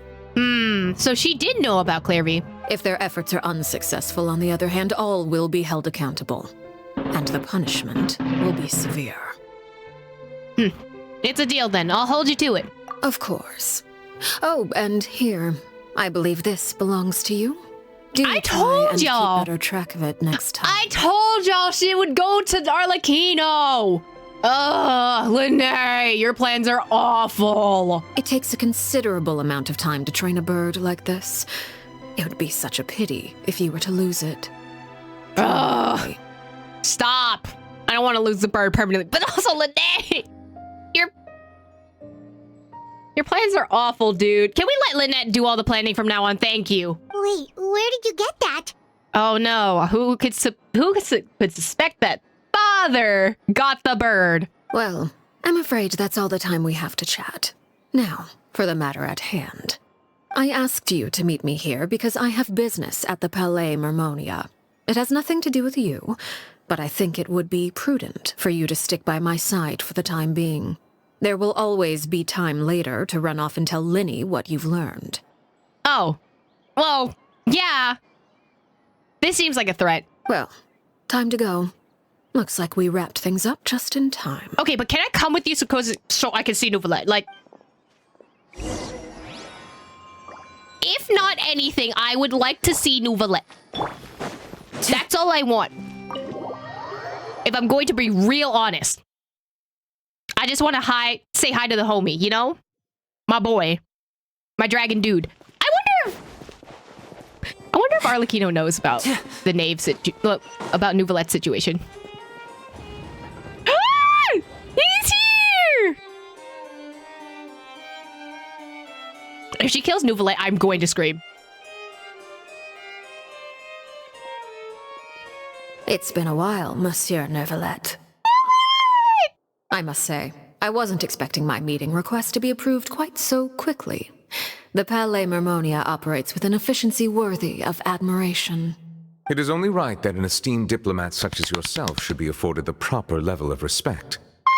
Yay! Although, if I may speak plainly, I must confess that I did not anticipate we would have the occasion to meet again after presenting you with the Gnosis. Oh. I see you brought the Traveler and Paimon with you as well. If I may inquire as to the purpose of your visit. I was not part of the plan. I was roped into here, kind of on a leash. I'll be departing Fontaine shortly. There is, however, an outstanding matter that I would like to see resolved before I go. It requires a rather lengthy explanation, I'm afraid. So I took the liberty of explaining everything in this proposal. Please review it at your leisure, Monsieur Neuvillette. Oh, she wrote paperwork. Can I read it? Can I read it? I'm just standing here doing nothing. Homie. Can I read it? He's not gonna tell me. Man, why are all dragons like this?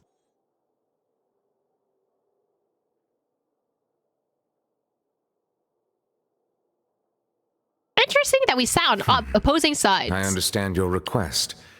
However, at the risk of causing offense, I must admit that I fail to see why you would wish for such a thing. I heard you have a certain fondness for water tasting, Monsieur Neuvillette, so allow me to use water as an analogy. A family is like a large body of water with countless rivers flowing in and out. As someone who watches over this system, I would hope that each river that flows from the source will eventually reach the ocean. Of course, objectively speaking, I know this is impossible. Most of the rivers will dry up along the way, disappearing into the ground and leaving nothing but a barren riverbed behind. Not all rivers are destined to reach the ocean, but I would not see their existence rendered meaningless. I believe the water that flows within them is simply meant for a different destination, like a field in need of irrigation. Or perhaps the glass of a certain water-tasting enthusiast. Huh. So he is is she asking, like, the people from the House of the Hearth be kind of disseminated to other parts of the region rather than coming back with her to Snezhnaya? That would be interesting considering the way that she spoke about, like, oh, no one leaves the House of the Hearth, you know? Did you get any of that, Traveler? I got it. Your words paint an optimistic picture indeed. Allow me to remind you, however, few among us are willing to sip from a glass filled with tainted water. Ooh, he's calling them tainted water is crazy. It may have been tainted at one point in time, but not to worry.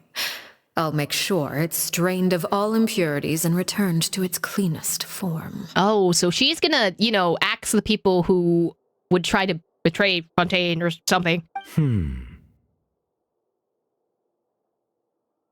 This shot is, something. I seem to recall there being a transactional aspect to your proposal.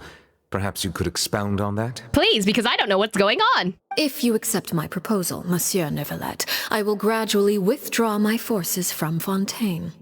And, unless absolutely necessary, I will no longer carry out any special missions within Fontaine.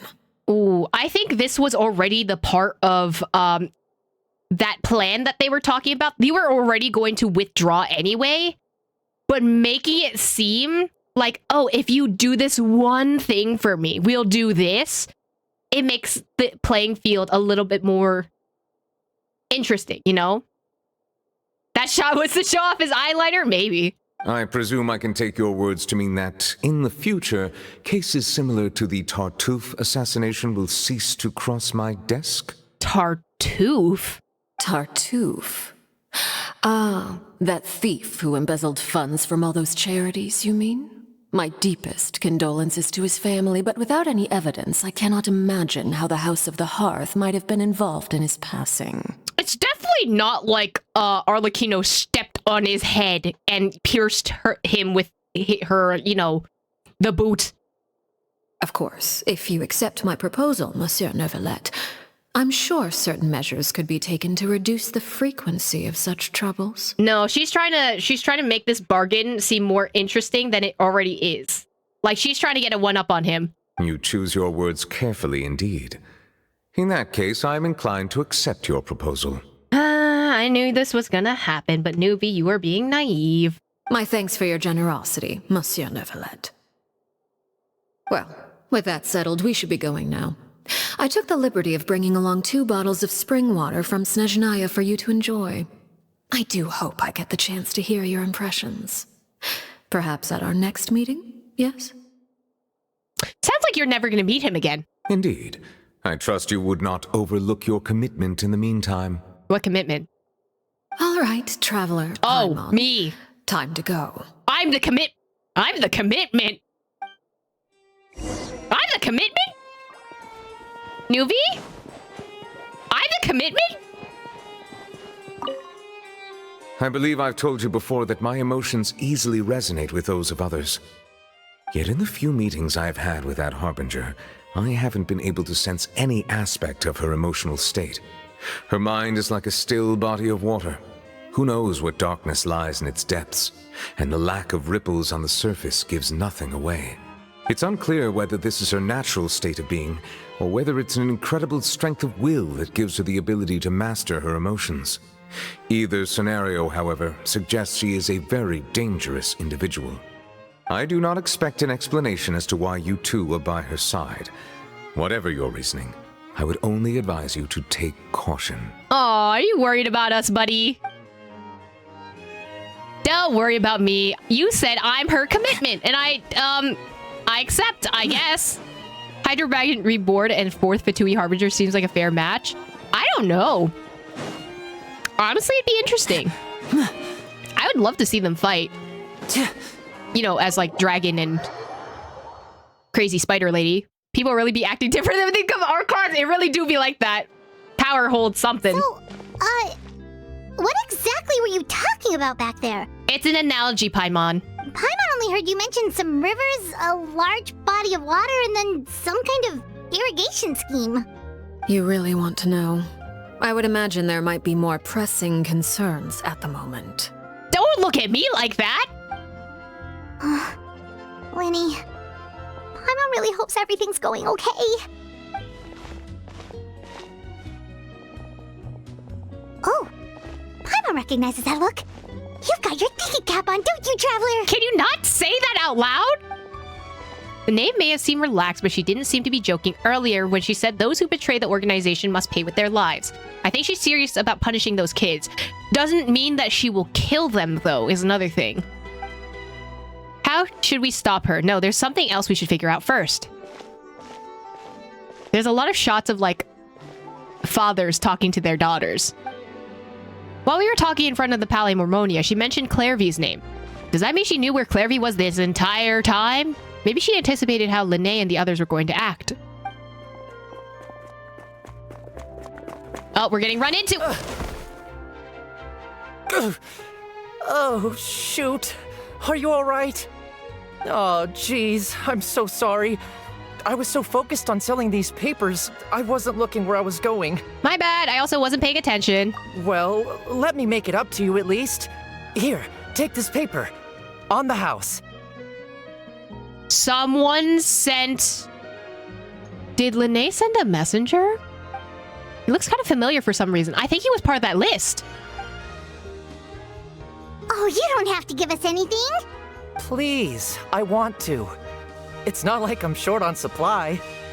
All the extras will be useless come tomorrow anyway. He was part of that list for the execution. But his scar is different. I think this is a way that Linné is trying to contact us. It's my fault, really.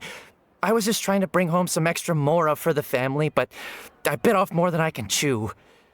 I haven't had many takers today, so I'm still swimming in papers. What's going on here? Nothing much. I just ran into your friend here on accident. I should probably get going, actually, so... Ooh, he doesn't want to be recognized. Yep, he's out. Hold on. Yeah, there you go. Of course, I'm happy to compensate you with mora, it's just... I don't have any on me at the moment. I'll take 3 papers. Here. Your payment. 3 is an interesting number. Why? Oh! Thank you for your patronage. May the Archons bless you with good fortune. Maybe don't say that to someone from Snezhnaya. If only I had the chance to run into such generous customers every day. I should probably just take on a smaller inventory though, right? I'm getting married soon, so sometimes it's hard to not get ahead of myself. Anyway, I should head out. Goodbye! Well, now that my affairs are settled, we should take the boat back to Poisson. We've even acquired some light reading to enjoy along the way. That was code. Why don't we stick around for a little longer? The puppy dog eyes from Paimon is crazy. Paimon just realized how hungry she is.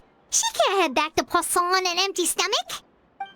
Looks like Paimon's trying to buy us some more time. If we head back now, I doubt Lene and the others will have made any progress.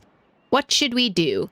It appears you two are under the impression that delaying our return will somehow alter the situation in your favor. I'm sorry to ruin your fantasy, but your efforts are meaningless. That being said, I could be persuaded to give Linny some extra time. I just have one condition. What?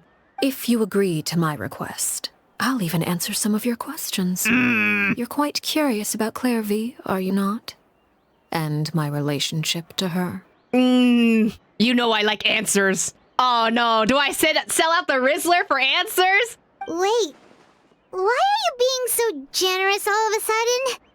You're not gonna ask us to do something bad, are you? You overestimate yourself. You don't have the talent for bad things.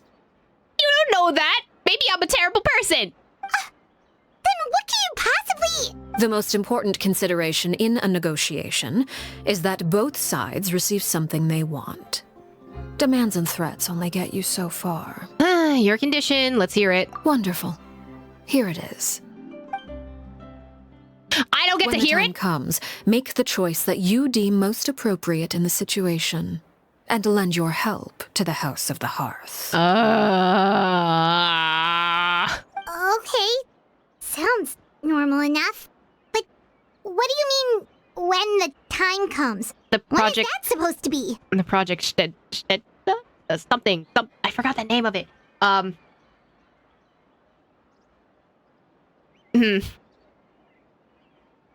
don't like it. I don't like it. I don't like it.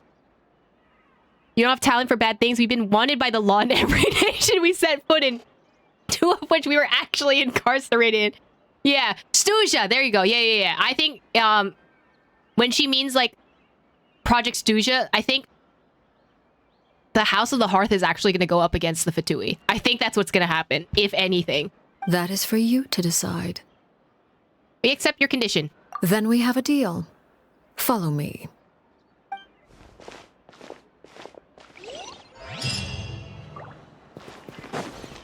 Where am I following you to? Where am I following you to? Nameless ruins! What the heck? The knave is well aware that the plans of Lene and the others have hatched. She proposes a deal that seems to be a good chance to get to the bottom of all.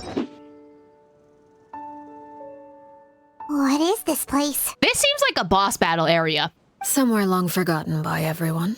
It used to be a grand building. Now it's nothing more than a pile of rubble. Oh, this is where she fought the other knave. No one comes here anymore, nor does anyone care about what once happened here.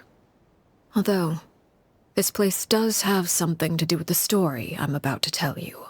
It was before I became a Harbinger, and before Linny and the others joined the House of the Hearth. Due to certain events, I first killed Clairvy and then her mother. And this is where it all happened. You were the one that killed Clairvy? Why? Patience now. Allow me to explain Clairvy's side of the story first. I'll start from the beginning.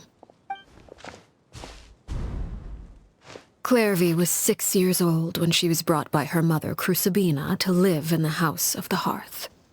From the outside, it seemed like a fairy tale. A thriving family made up of kind adults and friendly children. Crucibina was the knave at that time, and the House of the Hearth was under her control. She was Clairvy's mother by blood, but she was also the mother to all the children in the house. Clairvy was happy here, for a time. But she quickly realized that being part of this family wasn't a fairy tale at all. It was a kind of purgatory. Ooh. Okay. Purgatory? Kind of like she is now as a ghost? The House of the Hearth takes in war orphans from all over Tevat.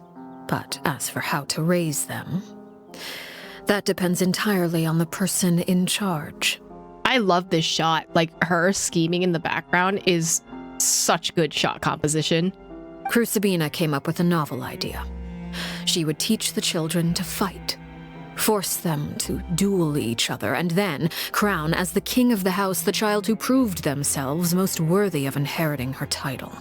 It's difficult to estimate the number of children who died or were maimed in the process. There's little I can say about the ones who died. The ones that emerged with permanent injuries, on the other hand, well, they still served a purpose. Oh? I think this is the first time they use this kind of backstory art. I mean, they kind of have with Chiori, but it was not in this style. This is more of a style between like the actual like artwork and like the in-game models, which is interesting. I hope they do more of this in the future. It looks very interesting. They would be handed over to the doctor to be experimented on, or sent away on dangerous missions. Nothing more than tools to be used and then discarded. So that's how the doctor got his people to experiment on. So those were the experiments Clairvy was talking about. But what actually happened to her? Arlecchino literally just said that she stabbed her. Like, You said that Clairvy was Crucibina's daughter, so if Clairvy tried to convince her to stop what she was doing, Crucibina probably would have listened, right? no? Despite being Clairvy's mother, Crucibina cared little for her daughter.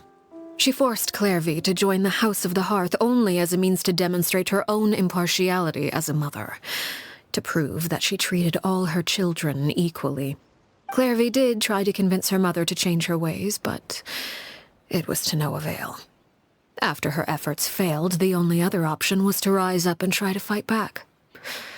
Unfortunately, the other children had already been thoroughly indoctrinated into the illusion of happiness Crucibina had created. Of course, there was one exception. Someone Clairvy's age who knew the truth about the House of the Hearth. Her name was Peruere. Perry? Wait, the friend that Clairvy mentioned? Friend, huh? I suppose we can call her that for now. That's interesting. They put a shot, like, all the way to the right side, so, like, she's kind of alone in her own thoughts. Clairvy was a cheerful and passionate person with a tenacious spirit. Peruere, on the other hand, was rather cold-blooded. Her cold-blooded nature allowed her to see through Crucibina's facade. Yet, it was also this cold-bloodedness that prevented her from acting against it. At least at first. While Clairvy longed for freedom, Peruere was convinced that, amid all the fighting and violence, she would make it until the end. Yes, Yuri tragedy is, Despite their differences, the two became fast friends, united by their knowledge of the truth. Clairvy told Peruere that she hoped to create a real family, where no one would be killed or sacrificed. And she wanted to keep that dream alive! There may have been a certain naivete to her ideas, but Clairvy proved her determination many times over. She tried countless times to run away, ask for help, or expose the truth. But her efforts only earned her beating after beating.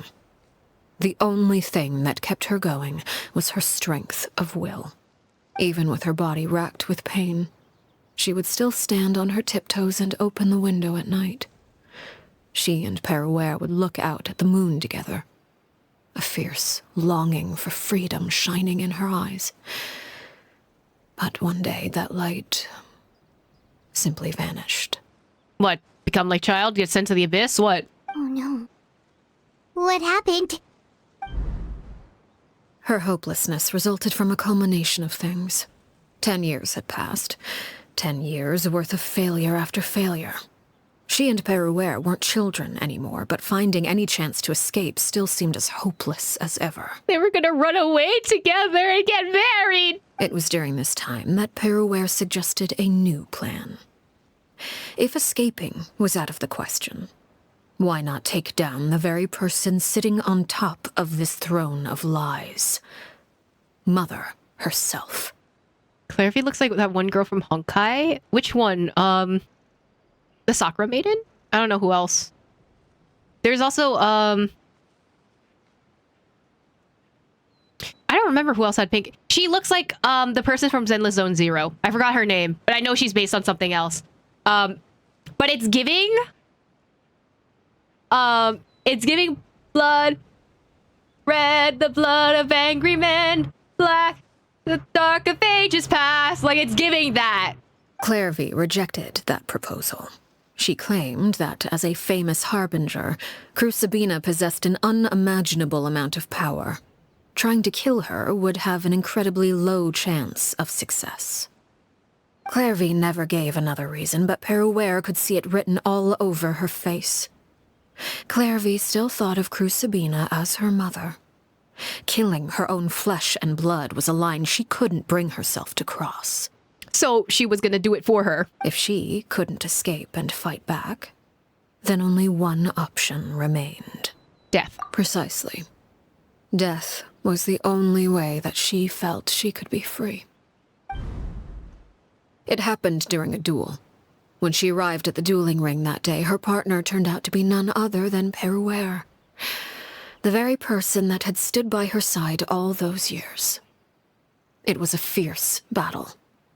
But ultimately, Clairvy decided to let Peruere end her life. It's interesting that she says that Clairvy decided to let Peruere end her life, and not like the knave or Peruere killed Clairvy, which to a lot of outsiders it would seem like, oh, Peruere killed Clairvy, when I think she knew that, like, she wanted to give up, kind of. From that moment on, Peruere's journey was one written in flames. When the rain finally came and washed it all away, there she stood, the sole victor in Mother's endless game of slaughter. A trail of corpses strewn across her path to success. Was Clairvy a polearm user? No. I believe that Peruere would have been the polearm user and Clairvy would have been the sword user in the shot. It was the very result she had predicted 10 years prior. Even then, she believed she would make it until the end. She wasn't surprised by the fact that she emerged as Mother's undisputed heir. Rather, her success left her with an inexplicable sense of restlessness. She was unsettled. And there was only one thing that could quell that sensation. Perhaps you two would like to take a guess as to what it Murder! was. So, murder. The answer is always apparently murder in this story. Crucibina, you mean? But... Correct. This is the place where Peruere killed her best friend. A mere year later, this is also the place where she fought tooth and nail to kill the mother they shared. The moment she acted, any conception of what was right or wrong ceased to matter. It's one of the principles of the house. Only those who survive get to write the rules. Or, in other words, history is always written by the victors. That is very revenge plotty of her, and suddenly I really like her. Peruere won the battle, and became a Harbinger herself. After which Her Majesty, the Tsaritsa, bestowed upon her a new name. Arlecchino. So the Perry Clairvy was talking about... It was you all along. You're Peruere. Arlecchino is just a name you got later. This is a story just as much as Clairvy's. I left that name behind long ago. I must say, hearing it now does bring back memories. After I defeated Crucibina, the moniker of Mother died with her. I chose to forego the title she called herself and even chose to give up my own name. I rebuilt the House of the Hearth under a new identity. Not only as Arlecchino, but as father. This is one of the cases where I wish I didn't watch Genshin strip marketing. I think a lot of the story that I would have gotten from this story quest would have been much more enjoyable had I not known that Arlecchino was Peruere. Like, there was so much mystery and build-up, and I already knew this information.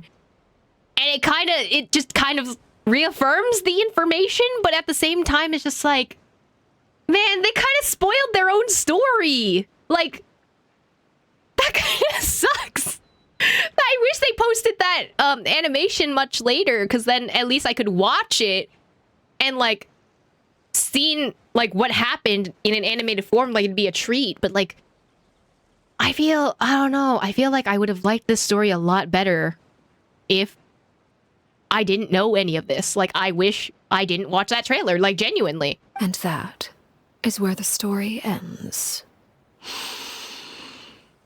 Any more questions? The Clairvy we met, though, who is she exactly? Yeah. Based on what you just told us, Clairvy wasn't a little kid when she was killed. So the Clairvy we met, was she really a spirit at all? I suppose you could call her an illusion born of flame. Her existence is like ashes to a fire. Something left over in the wake of blaze and ruin. What? You see, a certain power runs through my veins. Abyssal? It's not unlike a curse. My flames leave behind shadows of anything they consume. Of course, the chances of those shadows morphing into a sentient entity are exceedingly slim. Clairvy is a very special case. Clairvy died when she was 16 years old, but what emerged from the flames was her 6-year-old self. Her appearance wasn't the only thing affected. Most of her memories were lost to the blaze as well. Memory is a mysterious thing indeed. Losing a portion of your memories will alter your sense of self. Lose 10 years' worth, however, and it would be like living in the past. Like returning to a version of yourself that never grew up. I wonder if she got the power from ley lines, if she's bringing up memories like this. No wonder Paimon got such a weird feeling when we were talking to her. Perhaps I should put it this way. Clairvy is someone trapped in time. It may seem like she exists with us in the present, but she truly lives in the confines of her own past. So if all of that is true, then you must have known about Clairvy for a long time. Indeed. She's a rather volatile and unstable entity. Sometimes she would look after the children. She's even saved some of their lives. But other times, she would hide from me and become obsessed with revealing the truth about the house to anyone who will listen. Shadows don't have the capacity to learn or grow. Any new information they encounter is quickly forgotten over time. Your attempts to expose Clairvy to sunlight. They failed, yes. The reason is actually quite simple. In Clairvy's mind, the house is impossible to escape. And it is this very perception that traps her there. Interesting, we're getting a lot of birdcage illusions when we have Robin. But no matter. All I have to do is kill her again, and all will be resolved. I don't anticipate so much as a single speck of ash will be left behind this time. Oh, you were actually going to murder her. Oh, that's why Fremy was scared. Yeah, yeah. Yep. Wait! Paimon can understand why you might want her gone, but isn't there another way? So what if she's trapped in her 6-year-old self? She's still your friend! At least talk to her first! It's too late for that. She broke the rules, and now she must be punished. That goes for Filial and Nantoy as well. She's had quite the effect on them. I hope you understand. The difference between Crucibina and myself lies in our formulation of the rules, not our policy for enforcing them. Upholding the rules without question is a trait we both share. Because that is how a household should be run. I don't trust that, but go off? Is this really what you want to do? Zach voice lines? Whatever could you mean? Don't you want to say a proper goodbye at least? Whether as a killer or as a father, there are two things that must be avoided at all costs. Anger and sorrow. Anger makes you impulsive. Sorrow causes you to waver. Well, it appears it's about time to proceed. Before we arrived, I told some of my well-behaved children to bring our troublemakers here by nightfall. Uh-oh. I do believe I've kept my end of the deal. I gave your friends quite a bit more time. As for what happens now, we'll just have to wait and see. Oh, the music picked up again. I don't like that. Zach getting paid. Let's go, right? Here they are, Father. Chaploso, I told you he was gonna be a villain character. Wow. Wow. I didn't like him one bit. You gonna execute him? Seeing something like that would actually be a first for me. All right, I forgot he's a psychopath. Lenny! Claire V. I'm sorry. I heard about how you helped buy us more time. But I still failed. I couldn't find a way to fulfill her wish. Huh? Are you... Perry? Indeed, it's been a while, Claire V. Perry! Shh, stay right there. I'm sorry to postpone our reunion, but first I believe certain scores need settling. Uh-oh. I'm in danger. Father, let me explain. She's not gonna hear you out, buddy. Way. Father! You chose to conceal a threat to the house. And for that, you must be punished. Is that a threat to the house, though? Overall, however, I suppose your wrongdoing is hardly the most egregious of the bunch, so I'll deal with your punishments later. As for right now, the more pressing concerns are the traitors among us. By traitors? Do you mean us?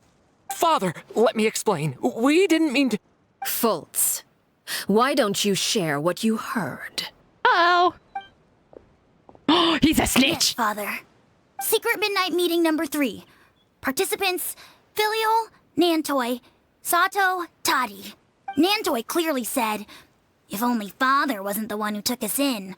Sato added, I'm sick of this life. I just want to live as a normal person. Filial was the worst of them all. She called us crazies and said a bunch of mean things about Father. I did not! You're lying! Fultz is trying to frame us.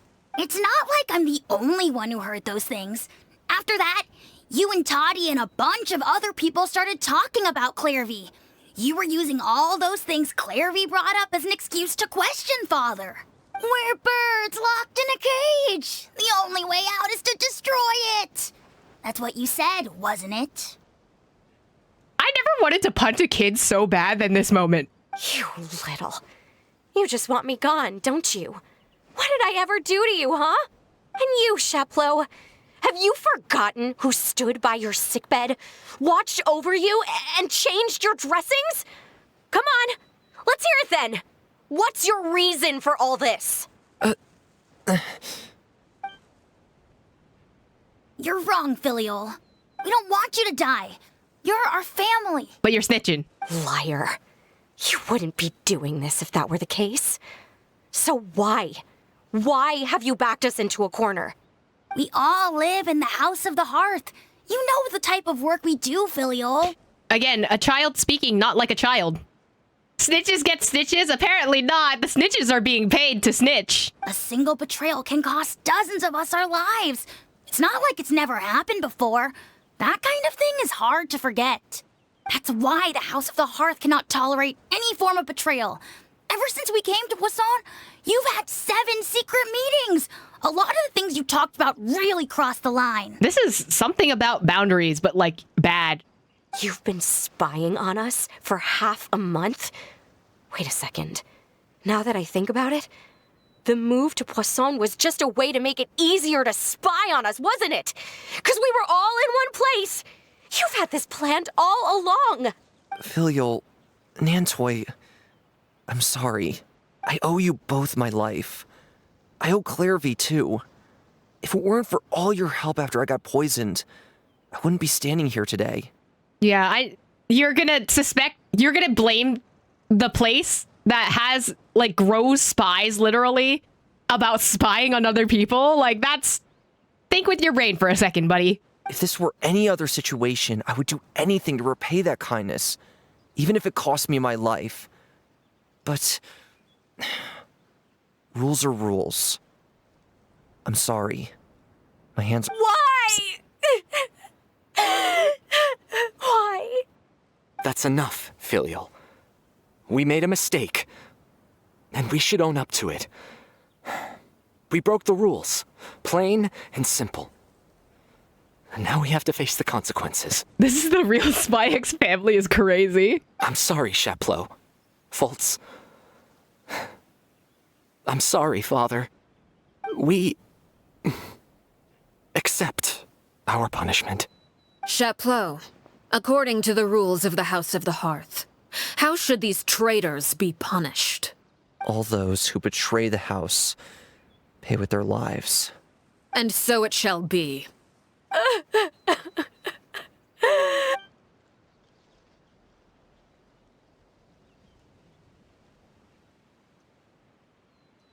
Father, please wait! Oh, Something you want to say, Linny? please stick up for them. Please reconsider, Father.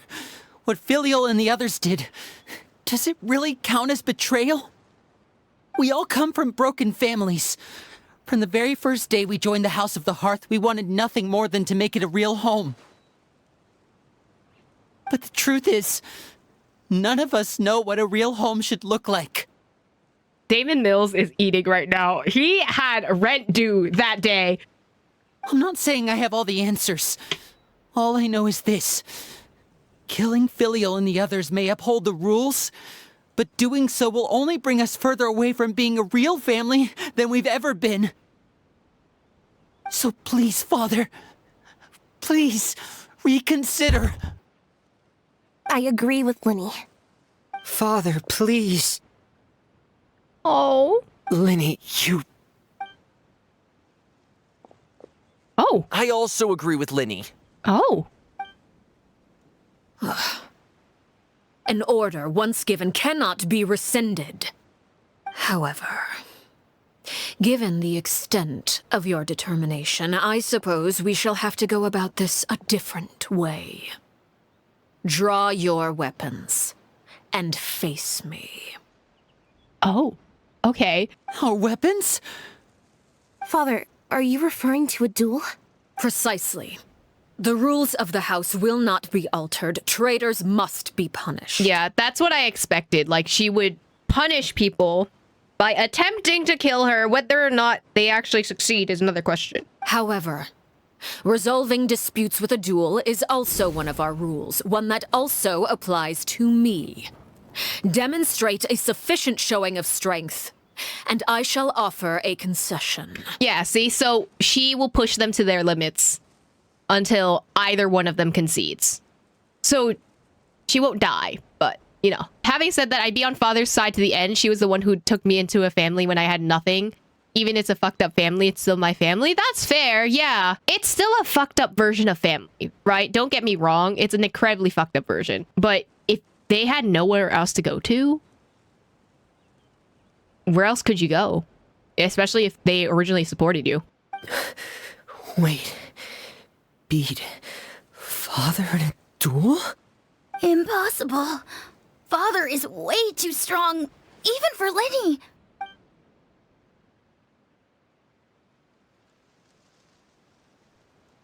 He's gonna accept.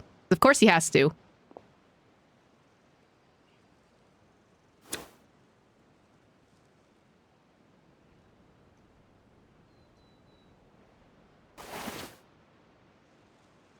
Oh, they're all in this together. Did you hear that, Traveler? Lenny and the others have to duel the knave. What should we do? Can they really win something like that? Are we allowed to be a part of the house disputes? If they lose, those people from the house are really going to be executed. Hey, are you listening? I'm zoning out, Paimon. I'm trying not to listen to you. Is executing them really what she wants? Oh. Don't you want to say a proper goodbye at least? Hello. I am me 5 seconds in the past. Anger makes you impulsive. Sorrow causes you to waver.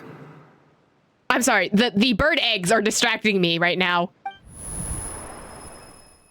Back then, she never actually answered my question. That makes the answer pretty obvious, doesn't it? It does. Looking at that expression on her face, she seems really serious about this. Guess that means there's no chance she's throwing the duel on purpose, huh? Zach got 3 whole lines, exactly. There's no way the knave will lose on purpose, although... When guests are around, families They're are often on their best behavior. So I have to step in. And any disputes are less likely to escalate. When the time comes, make the choice that you deem most appropriate in the situation, and lend your help to the House of the Hearth. Interesting. So the House of the Hearth is Linnea in this case. What's wrong, Traveler? Hey, where are you going? Traveler? Oh! The boyfriend's defending the boyfriend. I'd like to see for myself what the fourth of the Fatui Harbingers can do. You're asking to join the duel against the knave? If that's okay. I'll allow it. We do have a ready-made dueling ring at our disposal, after all. All I would advise is this. Keep a firm grasp on your weapon, and give it your all. Any less, and you may just lose your life. Uh-oh. Linnea, I will protect you! I will protect the Rizzler with my life! Uh-oh, I didn't like this. It's loading. Oh, hi, father. Oh, the music. Over here! Can we just listen to the music for a second? I know you're fighting me, but like, I want to listen to the music for a bit. Spare your energy. Running is of little use. Listen, if you would like to let me listen to the music, with these rising flames. Watch out for Father's movements! Yeah, thanks for that. Close buddy. Enough. No! Detail. Did Who's I next? miss? Spare your energy. Please Running no. is of little use. Listen, I just want to listen to the music. Over here. So problem with that, I kind of... Closer now. No, stop. I'm trying to listen to your boss theme music, buddy. With these rising flames. Ah. This music's a bang. Ooh, the cello line is so nice. Ooh, what the heck? Hello? I really have to draw my blade. Ah, stop. Then... Stop. What are these guys? Oh, they're like little birds. Hey, listen. I was looking at the birds. Okay, relax. Relax. I was looking at the birds. Okay, and oh, they're locked out of this. Watch out for Father's movements. Yeah, I noticed, buddy. Running is of little use. Oh, wow. What happened? Did you? I think she's collecting blood debt. That's kind of why she's losing health. She's like slowly walking to me. Spare your energy. Running is of little use. Are you all right? Yes, I'm. Listen. Like Oh, so they're battling off field. flames. Hold on. I don't have my MRE equipped. Remind me not to call E for a life or death. Okay, listen. The music is banger. I wanted to listen to the music. Okay. Where's my NRE? We'll do this. There you go. Spare your energy. Running is of little. Ooh, I want to listen. The drum track? If I really have to draw my blade, then... Wow. So they're attacking for me, which is interesting. Fact is phase 1 of 3. Listen, I wanted to listen to the music. Running is of little use. She's walking over there menacingly, honestly. And voila! Damn, Linnea's hitting so... Oh my god, Linnea's hitting so much. Of darkness, destruction shall rise. Oh! After clearing a bond of light, your next charge attack... Is of little use. Okay. Hi, buddy. Over here. All right, I think we do have to fight her. Closer now. Oops. Who's next? Maybe don't let her fight herself. Frost is coming! Let's get this shit in gear! Okay, Sephiroth pop off is crazy. I love that. Very little damage, actually. Fremi, didn't I put some good stuff on you? Didn't I put good things on you? Commencing cleanup! Watch out for Father's movements! Yeah, I noticed, buddy. Hair! I gotta get some better artifacts for you. Frost is coming! Uh-oh. Spare your energy. Running is of little use. Oh! Hair! Over here. Not bad. You've proven to be a worthy opponent.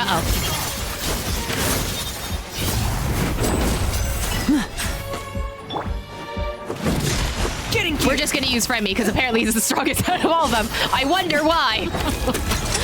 Here comes trapped like a bunch of Dead reckoning! Oh. Oh, this is fun.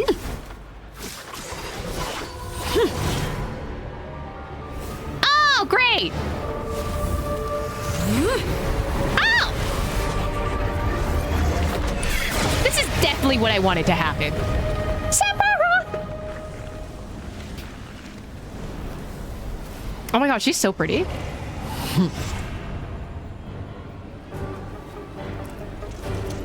Don't spiders have... Well, I guess it's 8 legs if you actually count her legs, but then she would have 10 if you count the arms. Okay, not that... How was I supposed to dodge that, buddy? How? Explain to me how I was supposed to dodge that. The magic You wanna explain? Oh my god. Over here.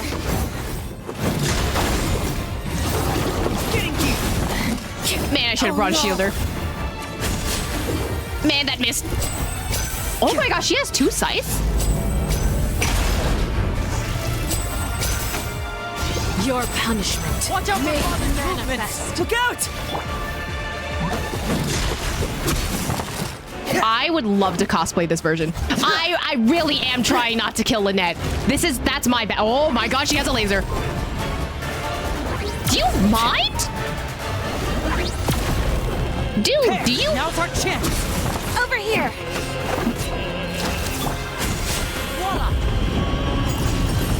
Can I shoot the eyes? Is that a ow? Have set. Only ruin remains. Only. Ooh. Oh, sun and moon have set. Is it? Yeah, stop! Homie, how am I supposed to dodge that? Watch out for Father's movements. Look out! Yes, thanks, buddy. I knew that. Oh, did I do it? Oh my god! Be careful, Aether!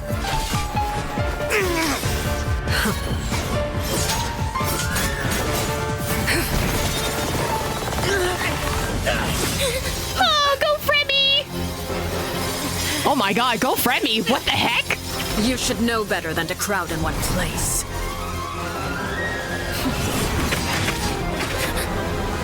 Oh.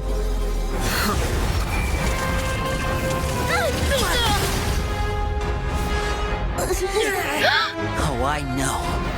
Oh. No! I'm sorry, Father!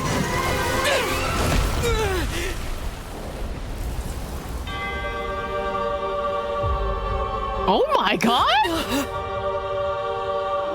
Sorry for what? This pitiful excuse for an attack. Damn! Uh-oh.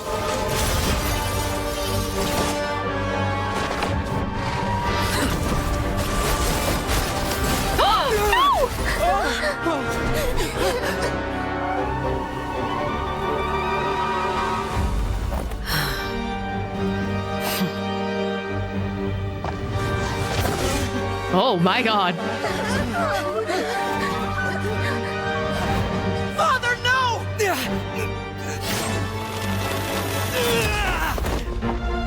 Power of friendship and magic or something. Made it out, did you? You're stronger than I expected. Yeah, I'm like that. Oh, uh-oh. That's why she says don't look into her eyes. Uh-oh. Baccarat? Moon? I can't move. Right, she can manipulate time. That's fun. That's, oh, well. Homie's gonna flick me on the head.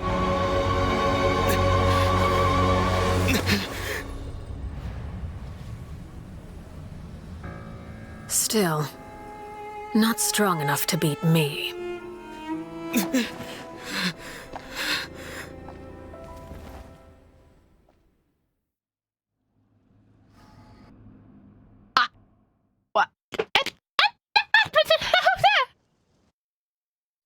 really did say I'm built different.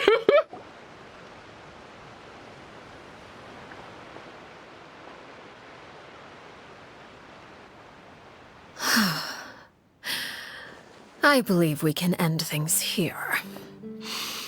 It's not often that we get to enjoy the company of guests, after all. We wouldn't want things to get too out of hand. I am kneeling. I'm on the floor. I'm like, wow. We're so screwed with Dottore. I'm sorry. We're so screwed. She's the fourth? What's Piero going to do? What is Piero going to do? Brother, are you all right? Lenny! Given that I am the victor of this duel, as agreed, the punishment stands. No! I never thought things would end like this.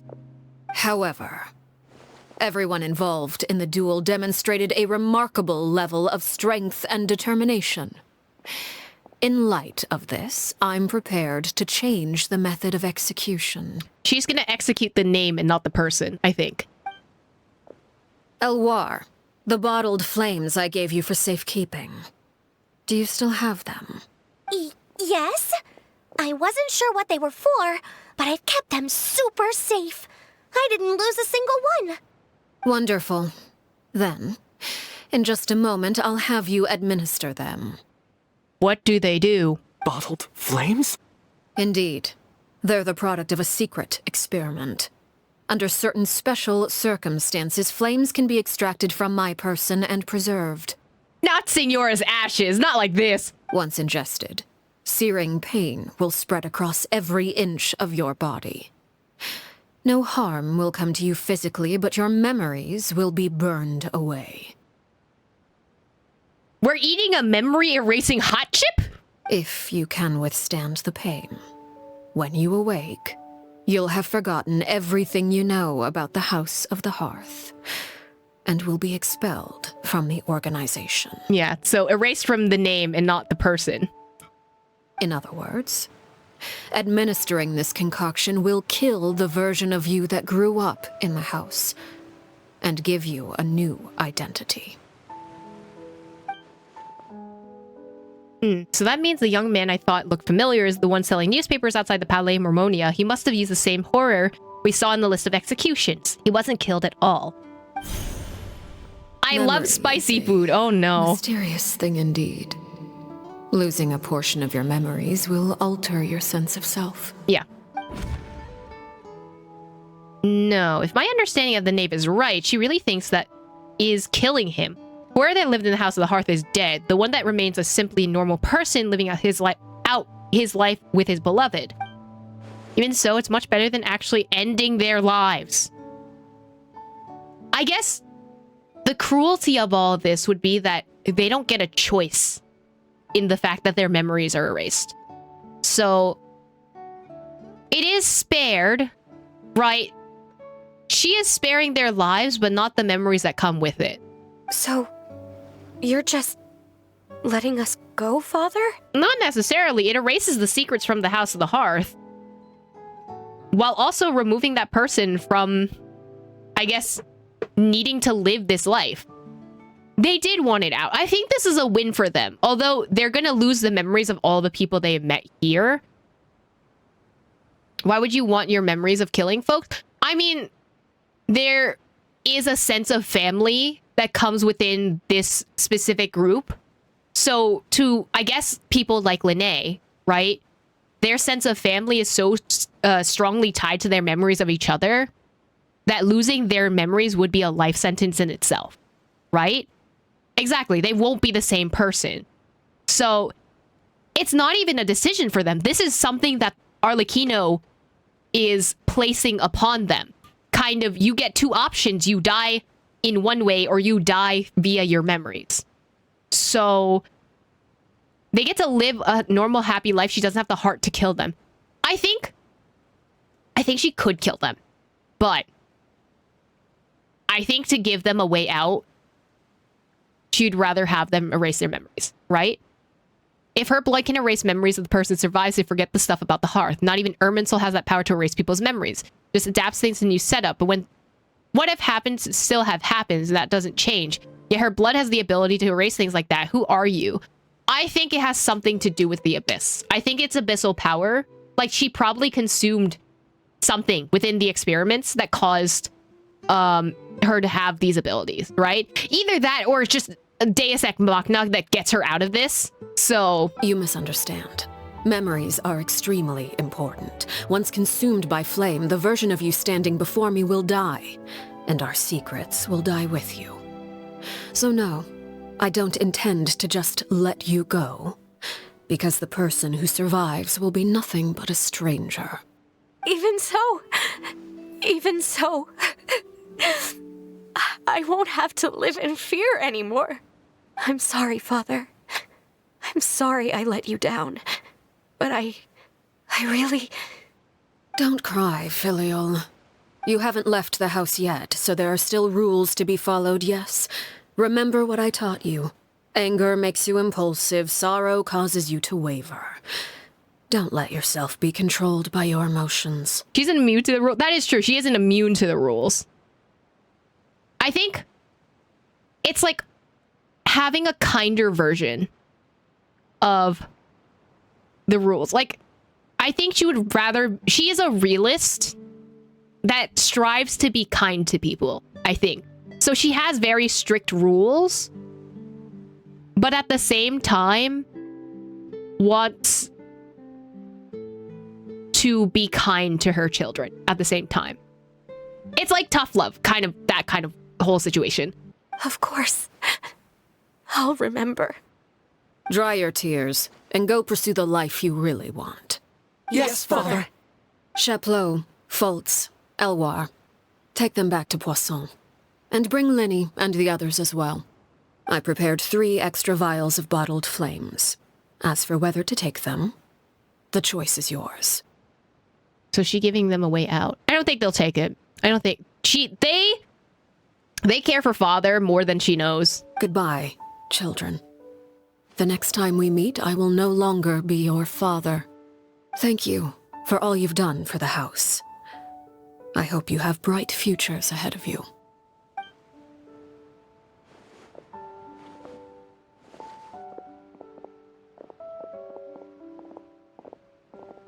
Father. Let's go.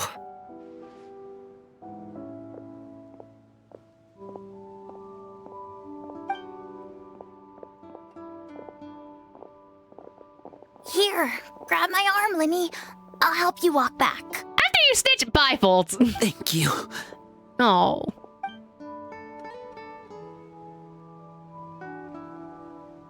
Clairvy. Oh?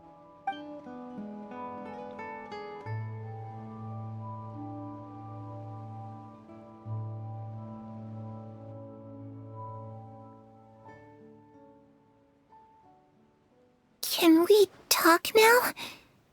I've been waiting for a super long time. You really are Perry, aren't you? I haven't seen you in so long. How come you're all grown up?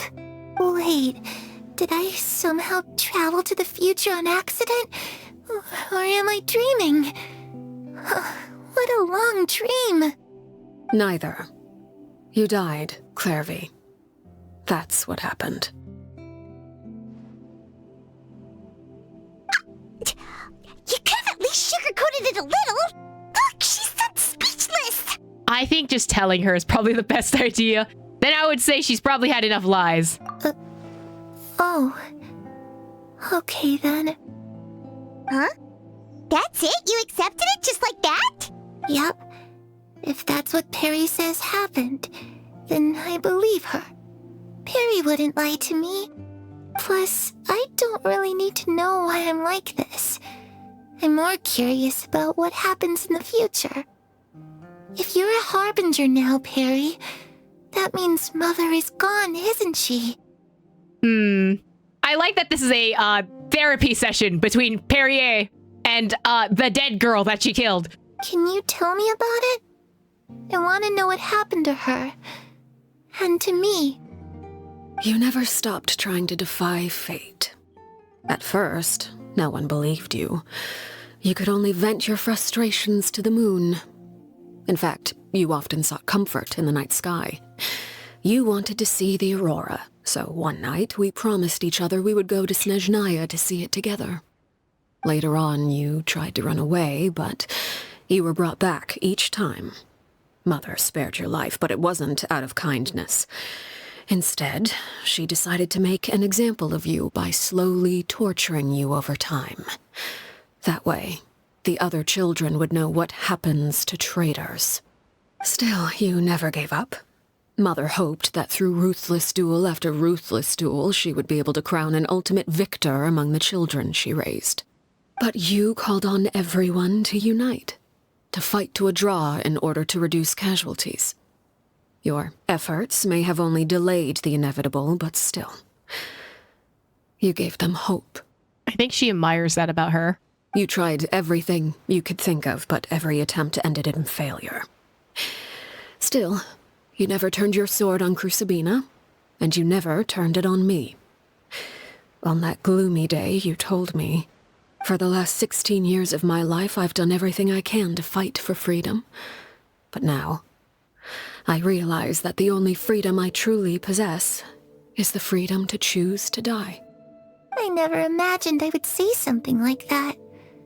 I must have been feeling really worn down. But somehow, I still think I understand. According to Mother's plan, only one of us was going to make it until the end. And I always hoped that person would be you. If I could do it all over again, I still don't think I would make a different choice. Even when I first met you, I knew you'd be able to do what I couldn't. You think Arlecchino deals with survivor's guilt and that's why she gives these people an out, even though she has her own rules? And like she wants to hold the rules, even though she doesn't want to see these other people harmed? Is that so? Even now, I'm not sure I truly understand what kind of freedom you were trying to pursue. But as the head of the House of the Hearth and as the children's father, I've tried to give them the most basic of freedoms. The freedom to choose their own fate. It's something I discussed with the Iudex of Fontaine. The children who want to leave the house will have their memories wiped clean of all secrets pertaining to the organization. In return, they will be allowed to live a normal life in Fontaine without being prosecuted for their past.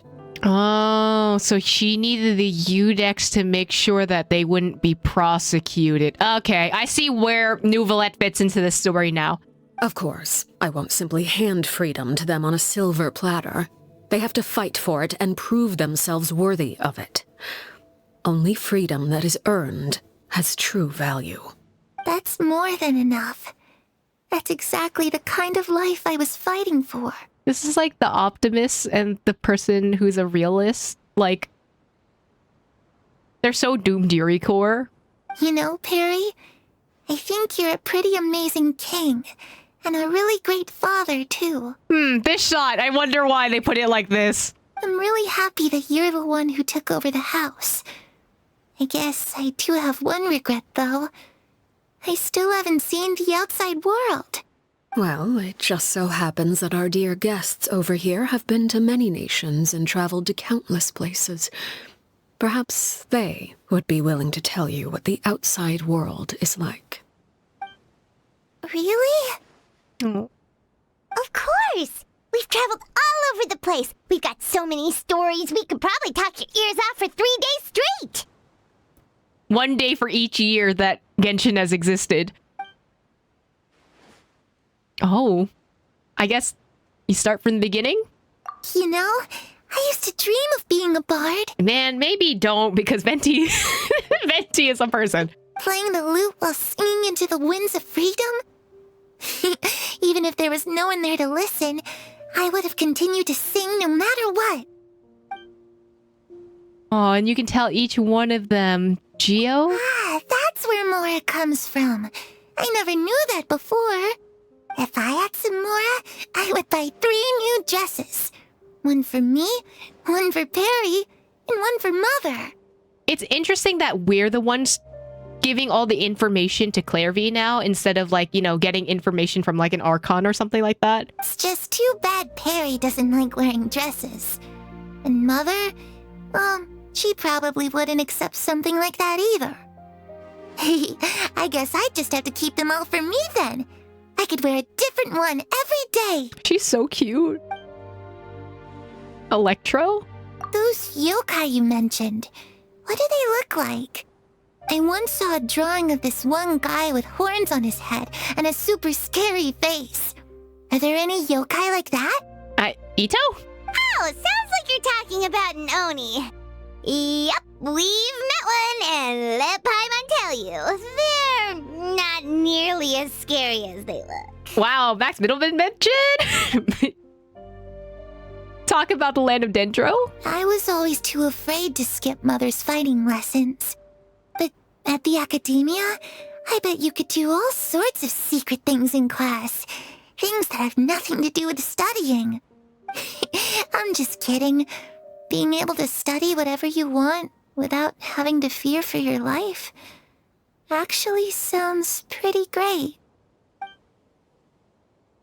Wait, I didn't get to tell Clary about all the various nations you visited. Eventually, conversation returns to Fontaine. The situation was super dangerous. Lenny and Lynette were accused of committing a crime, and they were going to have to stand trial at the Opera Epicles. Oh no, that must have been hard for all of you. What happened next? Don't worry, we were able to turn the situation around super Oh no, quickly. not the glass. Thanks to Detective Paimon, of course. No, not like this. How'd you do that? Come on, tell me. Okay, so it was like this. After the failed magic show, we rushed to the scene and... Clary listens really intently to Paimon's story about her time in Fontaine. She seems really happy, like all her troubles have been forgotten. Maybe this is the first time she's ever been able to truly relax, but I'm not sure how long this moment can last. Shadows don't have the capacity to learn or grow. Any new information they encounter is quickly forgotten over time. As time passes, she'll probably forget everything we've told her. Go back to being that scared little girl who can only hide in the shadows. Huh. I was so busy thinking. I almost didn't notice. The sun has arisen. Oh. She's gonna disappear. Again.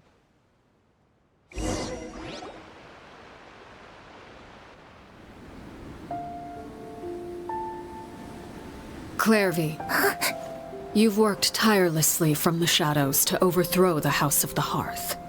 Now, by my authority as the Knave, I shall announce how this matter ends. You are hereby expelled from the House of the Hearth. You are no longer tied to this place, nor are you bound by its rules.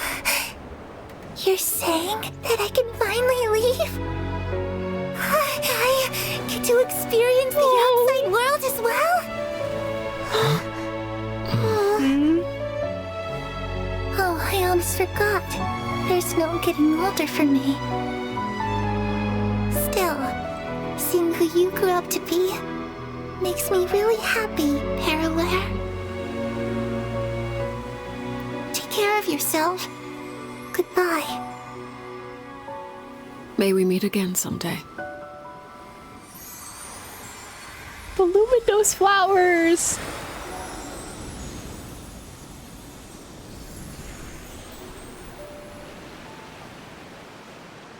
Clairvy.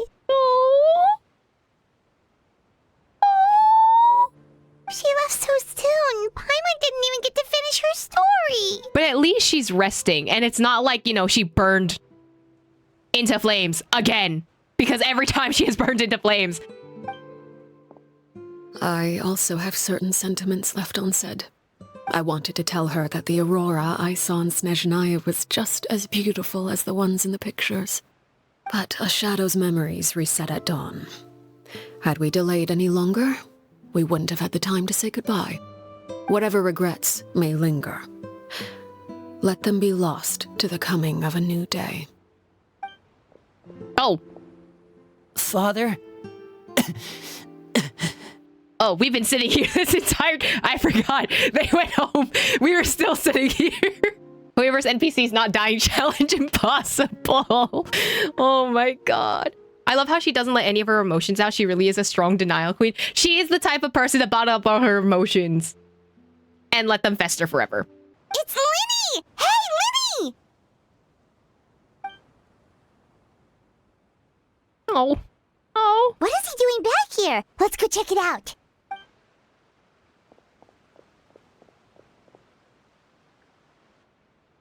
Oh.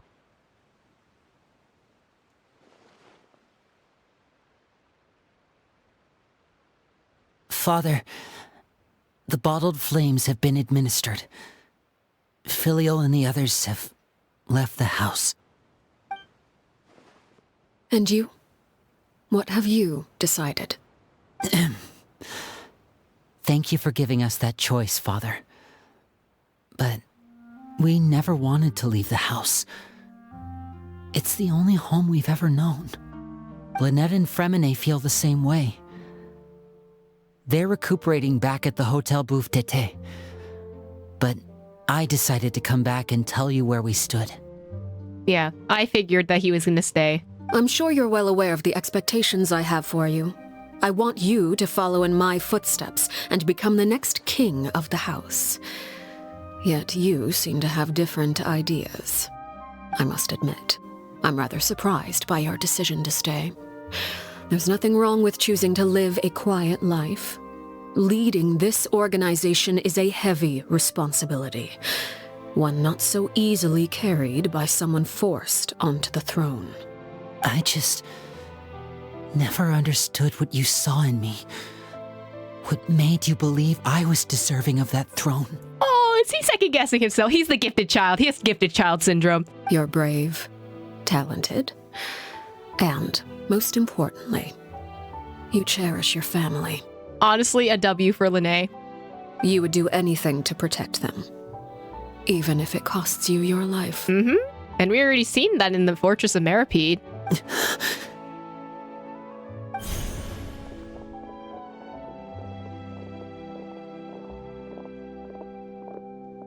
Speaking up back there was so brave of you, Linny. It's all thanks to you that we were able to convince Father to back down. You're a hero, Linny. Hero? Father is the real hero.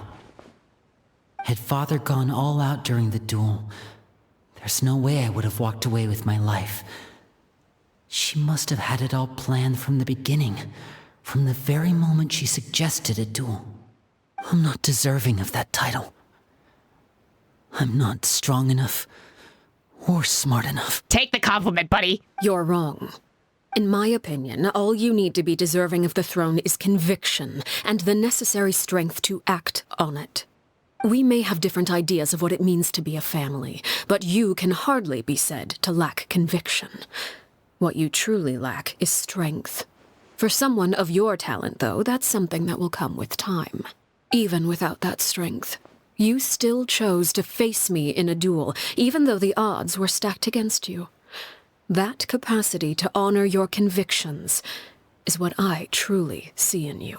Aww, Father's giving him compliments. Father. No one knows what the future holds, what tragedy or triumph may be in store. Being at the head of this organization requires the strength of will to face whatever comes. Caution will only hold you back. If reaching a certain standard were required to go after what you want, I would never have succeeded in killing my predecessor. Back then, there was still a considerable gap between our abilities. Strength may decide the ultimate victor, but those who let a lack of strength dictate their decisions or undermine their convictions will never be worthy of the throne. That is actually something that I agree with. She's right about that. I understand, Father. Thank you. Children must grow up to surpass their parents. Only then can a family continue to flourish. The road ahead is not an easy one, so I'll ask you one last time. Are you certain you want to stay? You've done so much for me, Father, and that kindness must be repaid. Plus, with Project Stuja at hand, there are many dangers ahead, and I, for one, don't intend to back down. Protecting my family at all costs. That's my conviction. Then you're welcome to stay. As for Project Stuja, you need not be too concerned. If those cowardly businessmen and heartless dignitaries try to take us down, I'm prepared to teach them a lesson. Ooh, I want to see Nave and Pantalone fight, if I'm gonna be honest. Having members who longed for the light was our organization's last weakness. With those members no longer among our ranks, the House of the Hearth is like a spider hiding in the shadows. We need only wait for our prey to come to us. At present, our imperative is to use their plan to our advantage. In doing so, a crimson moon shall rise amid the frigid blizzards of winter.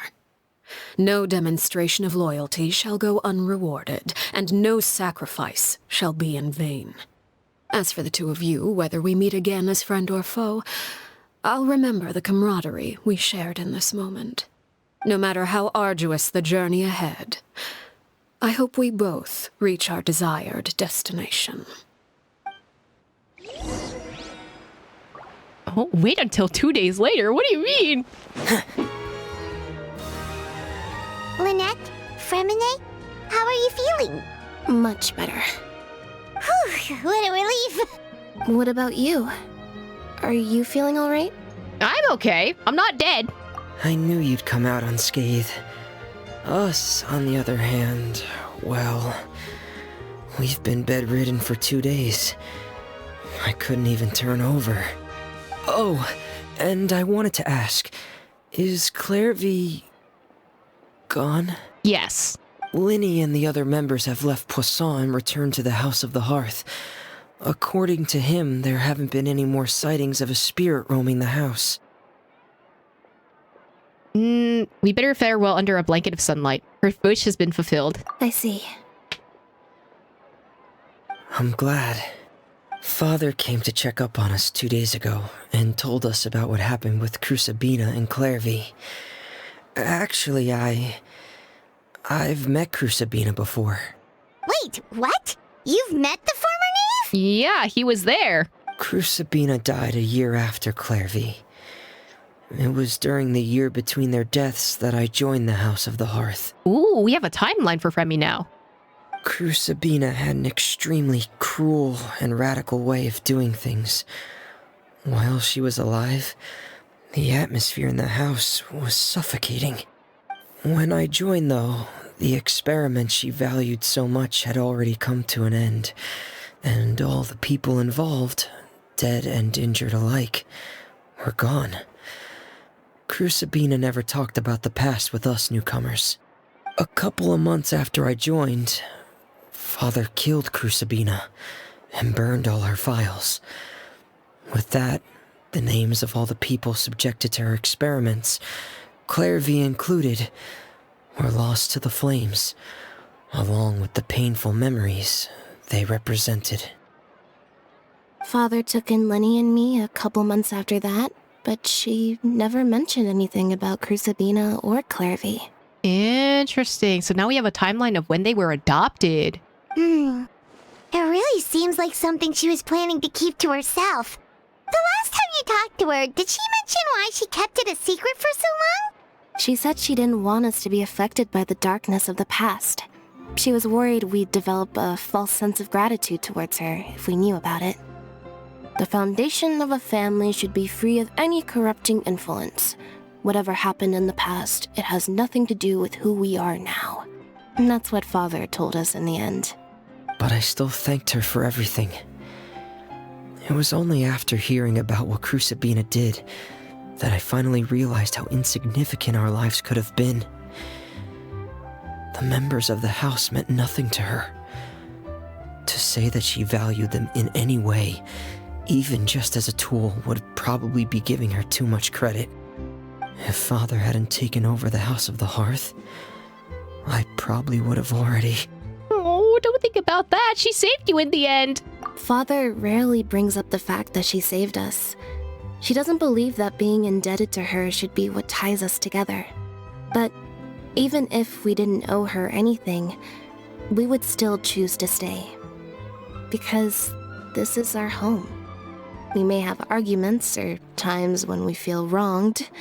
Some people may even choose to leave. But as long as Father is here, we will always have a home. Whether the path before us is bathed in sunlight or shrouded in shadow, we'll follow Father wherever she chooses to go. I know this is supposed to be a sweet moment, but man, does that sound cult-like. So I wanted to say thank you for helping us make it through this crisis. Without your help, we could have lost a lot more along the way. Oh, we didn't do anything, really. Just invite us back as guests and we'll call it even. Of course. You're welcome anytime. Are Filio and Nantoy okay? I actually saw them at a cafe this morning. They didn't recognize me. From what I could tell, they were drinking coffee and talking about one of the operas that started running recently. Oh. They seemed happy. If I had to take a guess, I would say they finally found the kind of life they always wished for. Hearted Health is basically a cult. Yeah, it kinda is. Damn. Oh. What? Teapot item? Ah, it's a counter. Ah. Fresh fruits, sweeter than Wait, hold on. It said to check out. It is open. Hold on. Ooh, scattered ruins. Destiny leaves no room for excuses. All choices must undergo the trial of sharpened blades. Naive mistakes, ill-defined betrayals, and the courage to bring out better ends.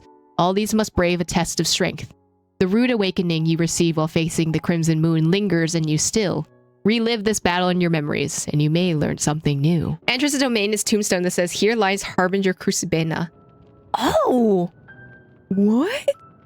That's crazy. I think she's an interesting character, although I do wish that she had her crazy arc. This is not nearly crazy enough for me. This is not nearly crazy enough for me. But I honestly think that she is a well-written character. Like, she has so much depth to her compared to some of these other characters. She is a little crazy. I will give her that. Like, her ideals of revenge and what memories are, I guess, are a little bit what doesn't define the norm. But she didn't kind of go full villain mode on us. Like, at every step and every turn, she always had a way out for the kids. Like, yes, she would have to fight, you know, the kids, but she did give them a way out in the end. She could have literally killed them. She could have literally killed them. And she chose not to because she wanted to spare their lives. Which, I don't know, I like that. I like that. She was never meant to be a villain. I wish she was a villain. Just because I think it would be interesting to have a playable villain. But I don't think this is the case. What they did with her story, I think, is great, other than the fact that releasing the animated trailer way too early. Like, I wish they just didn't release that before Arlecchino's story. She's been a great character since the beginning, and I honestly appreciate that. She's much grayer than I think Scaramouche or Child is, honestly. So I do appreciate that type of storytelling. But otherwise, it was good. I liked it. This was an interesting story. And man, I hope she comes back. I hope that we side with her again in another future story. Maybe in Snezhnaya. You never know. Who knows? We'll see.